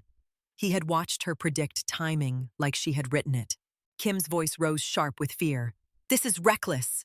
Nora finally looked at Kim, and her voice stayed calm. Reckless is pretending the old rules still apply, she said. Kim's eyes flashed. You do not get to rewrite rules in my trauma bay. Nora's gaze shifted to Hale. She did not argue with Kim. She did not debate. She waited for the person holding authority to decide who mattered more, the policy or the body. Hale's jaw clenched. He looked at Tyler. The man's eyes were open, fixed on Nora, as if he was waiting for a command. Hale felt the weight of the building around them, the locked doors, the unseen hands on access logs, the fact that someone had already proven they could reach the patient. He turned back to Nora. If we do this, he said, voice low, we own it. Nora nodded once. I know. Hale looked at Ben. Ben's eyes were wide, but his hands were steady. You can do it, Hale asked. Ben swallowed. Yes, he said. If we do it together. Hale nodded. Together. Kim stared at Hale, disbelief and anger battling on her face. Marcus, do not. Hale held Kim's gaze. His voice softened slightly, not comforting, just honest. Julia, he said you can hate me later. Right now, you stay with the patient. Kim's lips pressed into a thin line. Then she nodded once, sharp and bitter, but present. Nora leaned in close to Tyler, her voice low and direct. This will feel wrong, she said. Tyler's eyes held hers. Everything worth it does. He whispered, voice raw. Nora's jaw tightened, a flicker of something like grief crossing her face, and gone. Do not be poetic, she murmured. just listen. Tyler blinked once. Yes, ma'am. Hale felt the room tighten. Every breath held every person watching Nora as if she was the only clock that mattered. Nora lifted her gaze to Ben. On my count, she said. Ben nodded, fingers poised, eyes on the waveform, not the number. Nora's voice dropped. Now. Ben made the adjustment. The monitor responded immediately. The numbers fell fast. Kim's breath caught. Teresa's hands tightened on the bed rail. Hale felt his own heart slam, the instinct to reverse the move surging like a tide. Tyler's chest strained for a moment, then steadied, his eyes still locked on Nora, as if she was the only thing keeping him anchored to the room. Nora did not move. She watched the waveform, her face unreadable. The oxygen dipped lower, the alarm threatening to find its voice again. Ben's voice trembled. Nora. Nora's eyes narrowed. Hold, she said. Hale's jaw clenched so hard it hurt. For a heartbeat too long, nothing happened. Then Tyler's body surged. A hard inhale, sharp and violent, as if his lungs had been forced to remember how to fight. The waveform snapped upward. The oxygen rebounded. The numbers did not just recover. They stabilized higher, cleaner, as if the body had found a stronger rhythm. Ben exhaled a laugh that sounded half like disbelief. Kim's shoulders sagged for a fraction, then stiffened again, refusing relief. Tyler's eyes fluttered, then steadied. He swallowed hard, and his gaze stayed on Nora. You made the same call, he whispered. Nora's face remained controlled. Stay quiet, she said. Tyler's lips moved. It worked, he breathed. Nora's eyes flicked to Voss for a fraction, then back to Tyler. It always worked, she said softly. People just hated the cost. Hale felt the sentence land like a stone. Cost. The word was heavier than any number on the screen. Voss stepped closer, voice low. We buried that decision, he said. Called it failure. Called you unstable. Nora met his gaze for the first time fully, and Hale saw the heat in her eyes. And how many lived because of it? Nora asked. Voss did not answer. He did not need to. The room went quiet in a different way now. Not the quiet of running out of options. The quiet of realizing the enemy was not the patient's body. The enemy was the story written about the person who saved bodies. Teresa's radio crackled again. She listened, then spoke softly. Door activity stopped, she said. For now. Hale's eyes shifted to the hallway and back. He did not like the words for now. He did not say that out loud. He looked at Nora. We need to move him, he said. I see you. Secure rote. Nora nodded once, eyes on Tyler. Yes, she replied, but nobody touches him without my sight. Kim stared at her. Your sight. Nora's gaze shifted to Kim, steady. You saw the stitch, she said. Do you want another? Kim's mouth tightened. She said nothing. Hale turned to Voss. If you have logs, he said, find the name. Voss's expression was calm. We are, he replied. Hale felt anger simmer. Then tell me why my hospital is a battlefield. Voss's gaze stayed on Nora, then shifted to Hale. Because someone wants to know if she still moves when the room freezes, he said. Hale's throat tightened. And if she does? Voss's voice remained low. Then they know she is not dead, he replied. Nora's jaw clenched, and for the first time, Hale saw something like fatigue in her posture. Not physical, but the fatigue of a person who had been hunted by paperwork and rumor and silence for too long. Tyler's breathing steadied. His eyes remained open, clearer, now tracking Nora like a compass. Nora leaned close again, voice low. You are staying, she said. Tyler's lips moved. Always, he whispered. Hale watched the monitor hold the numbers steadier than they had been all day, and felt a cold certainty settle over him. The room had changed. The hospital had changed. He looked at Teresa. Clear the route, he said. Only trusted hands. Teresa nodded, already moving toward the door, speaking quietly into her radio. Hale looked at Ben. Stay with the vent, he said. Ben nodded, eyes sharp. Hale looked at Kim. With me, he said. Kim swallowed, then nodded once her pride bruised, but her focus intact. Finally, Hale looked at Nora, and his voice lowered. Doctor, he said, testing the word. Nora's eyes flicked to him. She did not correct him. Hale continued, voice tight. You are coming too. Nora's gaze returned to Tyler. Yes, she said. Voss stepped aside slightly, giving the team space, but his presence did not leave. It pressed into the room like a second set of walls. Hale watched Nora's hands as she checked the dressing again, her movements precise, controlled, guarding the work like it was a breach point. Then Nora's head lifted and her gaze sharpened toward the doorway. Not fear, recognition. Her voice came out low. "Hold," she said. Teresa froze mid-step. Hale's pulse jumped. "What?" Nora's eyes stayed fixed on the hall beyond the door. "Someone is here," she said quietly. No alarm sounded, no footsteps rushed, just a shift in the air like pressure changing before a storm. Hale felt every person in the room go still, not because they were told, but because they knew instinctively that movement could be the loudest thing in a place where somebody was listening. Nora's voice dropped to a whisper, and it carried anyway.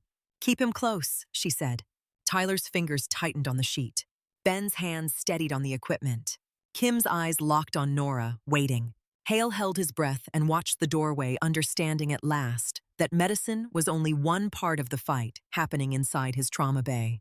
The hallway beyond the trauma bay door looked the same as it always did. Bright tiles, white walls, a few rolling carts parked like quiet furniture. But Nora's attention stayed fixed on the empty space, as if she could see a shadow moving through it. Hale felt his own lungs tighten. "Who?" he asked. Nora did not answer with a name. She listened. Her head angled slightly, not toward sound, toward absence.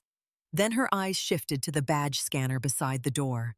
"Someone with permission," she said softly. Teresa's hand drifted toward her radio again. Ben's shoulders rose as he braced fingers still on the ventilator tubing. Kim stood rigid near the foot of the bed, watching the doorway like it might open into another world. Voss did not step forward. He stepped to the side, clearing Nora's line of sight. The second man at the door, the one Hale still did not have a name for, placed his palm against the wall near the frame, feeling for vibration like he was listening through the building. Then the scanner beeped. A soft green light blinked. The lock disengaged with a clean mechanical click. The door did not open right away. That was what made Nora's jaw tighten. A moment later, it swung inward slowly. A man in hospital scrubs stood there with a transport clipboard tucked against his chest. He was average height, calm expression, clean shoes. Too clean. His ID badge was turned slightly, the photo angled away from direct view. "ICU transport," he said, voice even. "I was sent for the patient." Teresa frowned. "I did not call for you." The man gave a mild smile. Order came from upstairs. "We need him moved." Hale felt anger spike hot and sharp. "Who upstairs?" The man's eyes flicked to Hale, then to Voss. The smile thinned. Administration. Voss stepped forward just enough to make his presence impossible to ignore. "Show me your badge," Voss said. The transporter shifted the clipboard higher, blocking the badge as if by accident. "Sir, I do not have time for this." Nora's gaze dropped to the man's hands. His fingers were steady. Not the steady of someone used to pushing gurneys. The steady of someone used to weapons. Nora's voice stayed quiet. "You are not transport," she said. The man's smile did not change, but his eyes did. For half a second, Hale saw something hard behind them, like a shutter dropping.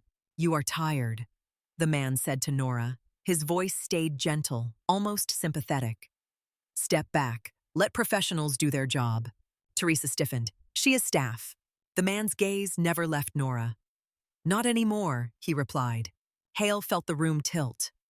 "What did you say?" Voss moved closer. "Badge," he repeated, and this time it was not a request. The transporter's hand shifted under the clipboard. Not fast. Not yet. Just enough to tell Nora everything. She moved before anyone else could. One step, angled, controlled. Her hand snapped up and trapped his wrist against the clipboard, pinning it in place, without looking dramatic. It was a surgical grip, precise and ruthless. The man's calm broke. He tried to pull back. Voss's second man crossed the distance in 2 strides and hooked an arm around the transporter's elbow, twisting him off balance and into the wall. The clipboard clattered to the floor. The transporter's badge flipped the photo visible now. It was not him. Kim made a sound sharp and involuntary. Teresa's radio crackled with her sudden movement. Hale stared at the badge and felt cold wash through him. That is a stolen ID. The transporter's jaw tightened. His eyes flicked past Nora into the room toward Tyler's bed. That glance was the whole confession. Voss's voice stayed calm. Secure him. Security surged from the hallway, finally sure of what they were allowed to be. The transporter struggled, then stopped. He went still in a way that looked practiced, as if he knew the real fight was not in the hallway. Nora did not look at him again. She turned back to Tyler. Tyler's breathing had changed. It was subtle, but Nora saw it instantly.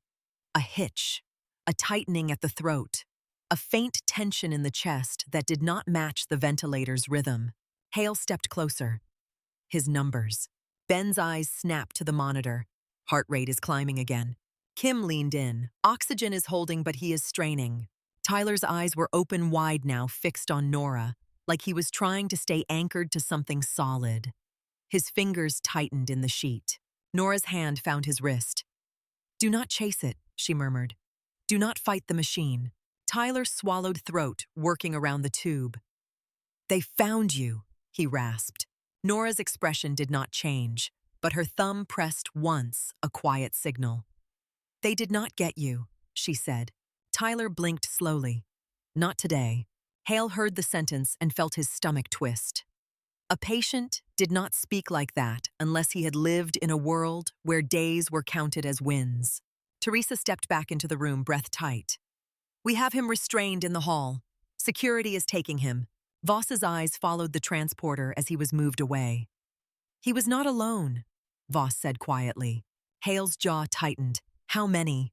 Voss did not answer. He looked at the scanner, then at the ceiling corner where a camera lens stared down blankly.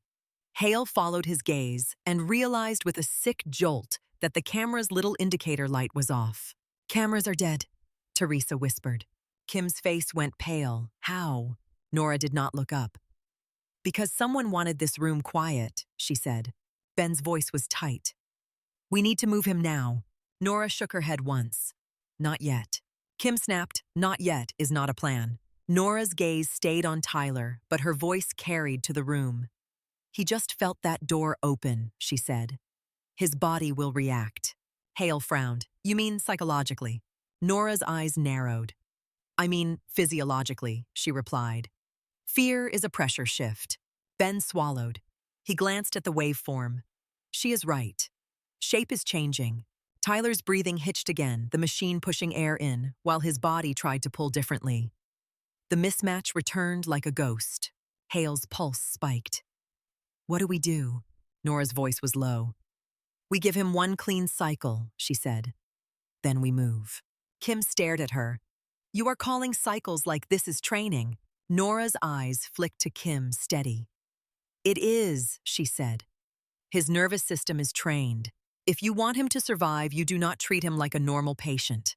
Hale felt anger rise at the unfairness of it, but he shoved it aside. "Tell us." Nora looked at Ben. "Minimal changes," she said. "No hero moves. We are not chasing numbers. We are restoring rhythm." Ben nodded once. His hands steadied. "I am with you." Nora looked at Hale. "You hold the room," she said. "No new hands on the bed. No sudden voices. No questions while we do this." Hale nodded. "Done." Kim's mouth tightened. "I am still here." Nora's eyes met hers for a beat. "Good," Nora said. "Then watch and learn without fighting me." Kim flushed, but she stayed. Nora leaned close to Tyler. Her voice softened into something private, but still professional. "Listen to me," she said. "You are not back there. You are here." Tyler's eyes trembled slightly, then steadied. He nodded once, barely visible. Nora's gaze returned to the monitor. "Hold," she told Ben. Ben froze on the controls. The room went quiet again, but this time, it was an intentional quiet, built like a shield. Tyler's oxygen dipped a small slide, then steadied. His heart rate climbed, then hovered uncertain. Nora watched the waveform like it was a language only she could read. "Now," she said. Ben made a tiny adjustment, almost nothing, the kind of movement that would look meaningless to anyone not watching the line. The waveform smoothed by a fraction. Tyler's shoulders relaxed a hair. Nora did not celebrate. She watched for the next resistance, the next hitch. She moved with restraint, always restraint as if force was the first mistake. Hale realized he was watching a different kind of medicine. Not protocols, not checklists. Timing, behavior. The human body treated like a living thing instead of a machine with numbers. Tyler's eyes stayed on Nora. His breathing settled, matching the ventilator more cleanly. Kim leaned closer, voice low. "How do you do that?" Nora did not look at her. "I pay attention," she replied. Kim's voice sharpened. "We were paying attention." Nora's gaze flicked to her for a beat, not unkind. "You were paying attention to what you were taught to fear," she said. "I am paying attention to what he is trying to finish." The oxygen held in the mid-80s. The heart rate slowed a fraction. Not normal, but less desperate. Ben exhaled carefully. "We are stabilizing." Nora nodded once. "Now we move," she said. Teresa immediately went to the door and looked into the hall. "Route is clear," she said. "Security is holding both ends." Voss's second man stepped back into frame. "Elevators are locked for staff only," he said. "Stairwell access is controlled." Hale stared. "You can lock elevators." The man did not answer. Voss did. "We can request cooperation," Voss said.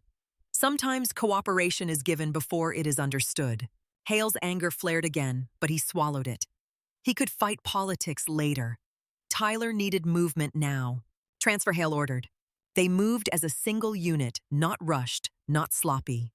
Ben stayed at the head with the ventilator. Teresa and Hale guided the bed. Kim walked beside the IV line's eyes, tracking every connection. Nora stayed near Tyler's shoulder, close enough that Tyler could see her without turning his head. As they rolled into the hallway, the building felt different. Too quiet. The usual hospital noise had been dampened, as if someone had turned down the volume. Even the overhead lights seemed harsher. Security stood at intersections, hands near radios, eyes scanning faces. Hale recognized none of the guards posted closest to them. That should have reassured him. It did the opposite. Tyler's eyes moved, tracking corners, doors, ceiling tiles. He looked less like a patient now and more like a soldier forced into stillness. Nora leaned close. "Eyes forward," she murmured. Tyler's gaze returned to her. He nodded once. In the elevator, the air felt tight. Ben's gloved fingers adjusted the bag gently as the machine hissed and breathed. Kim watched the monitor as if she could will it to behave. Teresa stood near the control panel, shoulders squared. Voss stood in the back corner, quiet as a wall. Tyler's hand twitched. Nora slid her fingers under his, careful not to disturb lines, just enough contact to ground him. "You really came back," Tyler whispered. Nora's eyes stayed on the monitor. "I did not come back," she replied. "I was already here." Tyler's lips pulled into a faint, exhausted smile. "That is your trick." Nora did not smile. "Save your strength." The elevator doors opened to the ICU floor, and the smell changed. Less antiseptic, more plastic and filtered air. More quiet. A different kind of controlled. A nurse at the ICU station looked up, startled by the security presence and the plainclothes men. Her eyes darted to Hale. Hale's voice was firm. "Clear a room now." The nurse moved instantly, not asking questions. The hospital understood urgency, even when it did not understand context. They rolled Tyler into an ICU room and began the handoff. Hale spoke in clinical terms, crisp, controlled, as if the world had not just tried to sneak into his trauma bay wearing stolen scrubs. Kim called out vitals. Ben described ventilator needs. Teresa named medications and lines. Nora stood at the side, silent, watching the timing again. When the ICU team reached for Tyler, Nora's hand lifted slightly, palm open. Not a command. A warning. Hale saw it and stepped in. "Only essential touches," he said. Slow and deliberate. The ICU nurse blinked. "Doctor." Hale held her gaze. "Do it," he said. The nurse nodded, chastened by the tone, if not the reason. Tyler's eyes stayed on Nora until the last possible moment. When they finally had to turn his head slightly to settle him, his gaze drifted, and for the first time, Nora's shoulders loosened a fraction. It was not relief. It was a temporary lowering of a weapon she had been holding all day. Hale waited until the ICU monitors were steady enough to stop screaming at his nerves. Then he stepped out of the room into the hall, pulling Kim and Teresa with him by a look. Voss followed. The hallway outside ICU was brighter, emptier. A place that felt safer only because it had fewer witnesses. Hale turned to Nora. "I need your name," he said quietly. Nora did not answer. Kim could not hold it anymore. "You lied to us," she said, voice tight. "You wore a rookie badge. You stood in the corner and watched us like we were children." Nora's eyes flicked to Kim. "You were not children," she said. "You were trapped." Kim's face flushed. Trapped by what? By a pattern. By rules, Nora replied. Rules keep people safe until the day they are used to keep someone quiet. Haley looked at Voss. "Explain," he demanded. "No more coded language. No more incidents. Tell me what this is." Voss took a slow breath. His gaze shifted down the corridor, scanning reflexively before he spoke, as if even here he did not trust the building. Years ago, Voss said quietly, there was a field decision made under fire. A decision that saved a platoon. It also created a story that was easier to bury than to admit. Kim stared. What story? Voss's jaw tightened. That the decision was wrong, that the surgeon who made it was unstable, that the outcome was unacceptable. Hale's voice went hard. And it was a lie. Voss did not deny it. It was a convenient truth, he said. It allowed people to protect the structure. Nora's hands curled once at her sides, then relaxed. She did not look at Voss. She looked toward the ICU room door as if her loyalty had a physical direction. Kim's voice softened despite herself.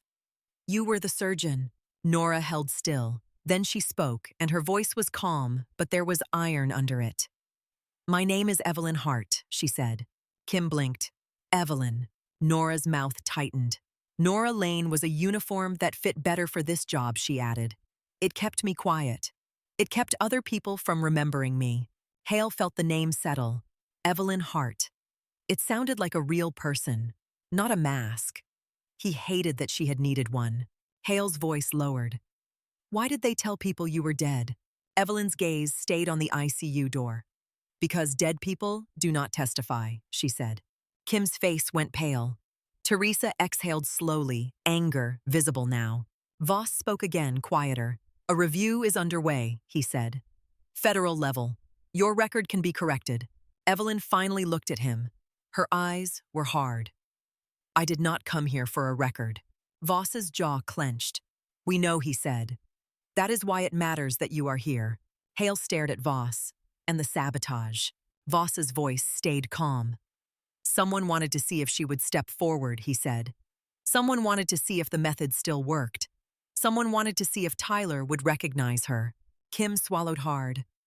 "Why Tyler?" Evelyn answered before Voss could. "Because he remembers Kandahar," she said. "And because he would say my name out loud if he saw me."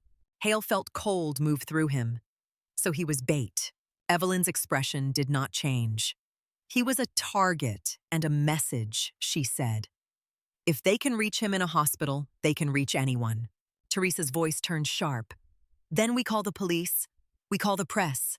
We burn it open." Voss's eyes flicked to her. "You can," he said. "But you should understand what you are burning." Teresa held his gaze. "I do not care." Evelyn's voice was quiet. "I do," she said. "Because there are people who will get hurt for being near me." Kim stared.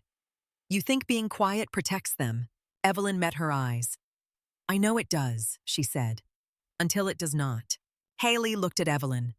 "You saved his life," he said. "You saved it twice." Evelyn's gaze flicked toward the ICU door again. "He did not die," she replied. "That is all that matters." Hale felt anger and admiration twist together. He had dedicated his life to medicine, to doing things the right way. Evelyn Hart had dedicated hers to doing things the necessary way. Hale's voice softened. "Stay," he said. Kim blinked. "Marcus." Hale did not look at Kim. "I am talking to her," he said quietly. Hale faced Evelyn fully. "We have a veteran trauma unit," he said. "We have staff who could learn from you. We have patients who will die without someone who sees timing the way you do. Evelyn's eyes narrowed. You do not know what you are offering. I know exactly what I am offering, Hale replied. A place to practice medicine without having to pretend you are someone else. Voss's voice dropped. We are also asking you to stay, he said. Not because we need a symbol, because we need the truth in the room where the next decisions will be made. Evelyn's jaw tightened. Truth is expensive. Voss nodded once. So is burying it. The ICU door opened. A nurse stepped out, eyes wide. He is asking for her, she said, nodding toward Evelyn. The patient. He is agitated. Evelyn moved without hesitation. Hale followed her with his eyes, feeling something like relief that she had at least one clear instinct. She stepped into the ICU room. Tyler's eyes were open wider now. The tube was still there, the machine still doing part of the work, but his focus was sharp. His gaze locked onto Evelyn, like the world was trying to blur, and he refused. Ma'am, he rasped. Evelyn's voice stayed low. You are safe, she said. Tyler's eyes flicked to the door, then back. They tried, he whispered. Evelyn leaned closer. They failed, she replied. Tyler swallowed. You were dead. Evelyn's expression softened by a fraction, just enough to show him she was human. No, she said. I was removed. Tyler's brow tightened. Why? Evelyn's voice stayed quiet. Because I made a call, she said. A call that saved people. Tyler's eyes held hers. And cost you. Evelyn did not answer immediately. She reached down and placed her hand over his steady, careful. Tyler squeezed once, weak but intentional. It did not cost you, he whispered. It cost them their story. Evelyn's jaw tightened. She looked away for a fraction of a second, then back. Rest, she said. You can talk later. Tyler's eyes stayed on her. You always try to end it early, he murmured. Evelyn's lips pressed into a line. And you always push, she replied. Tyler's gaze softened. Because you came back. Evelyn's voice dropped.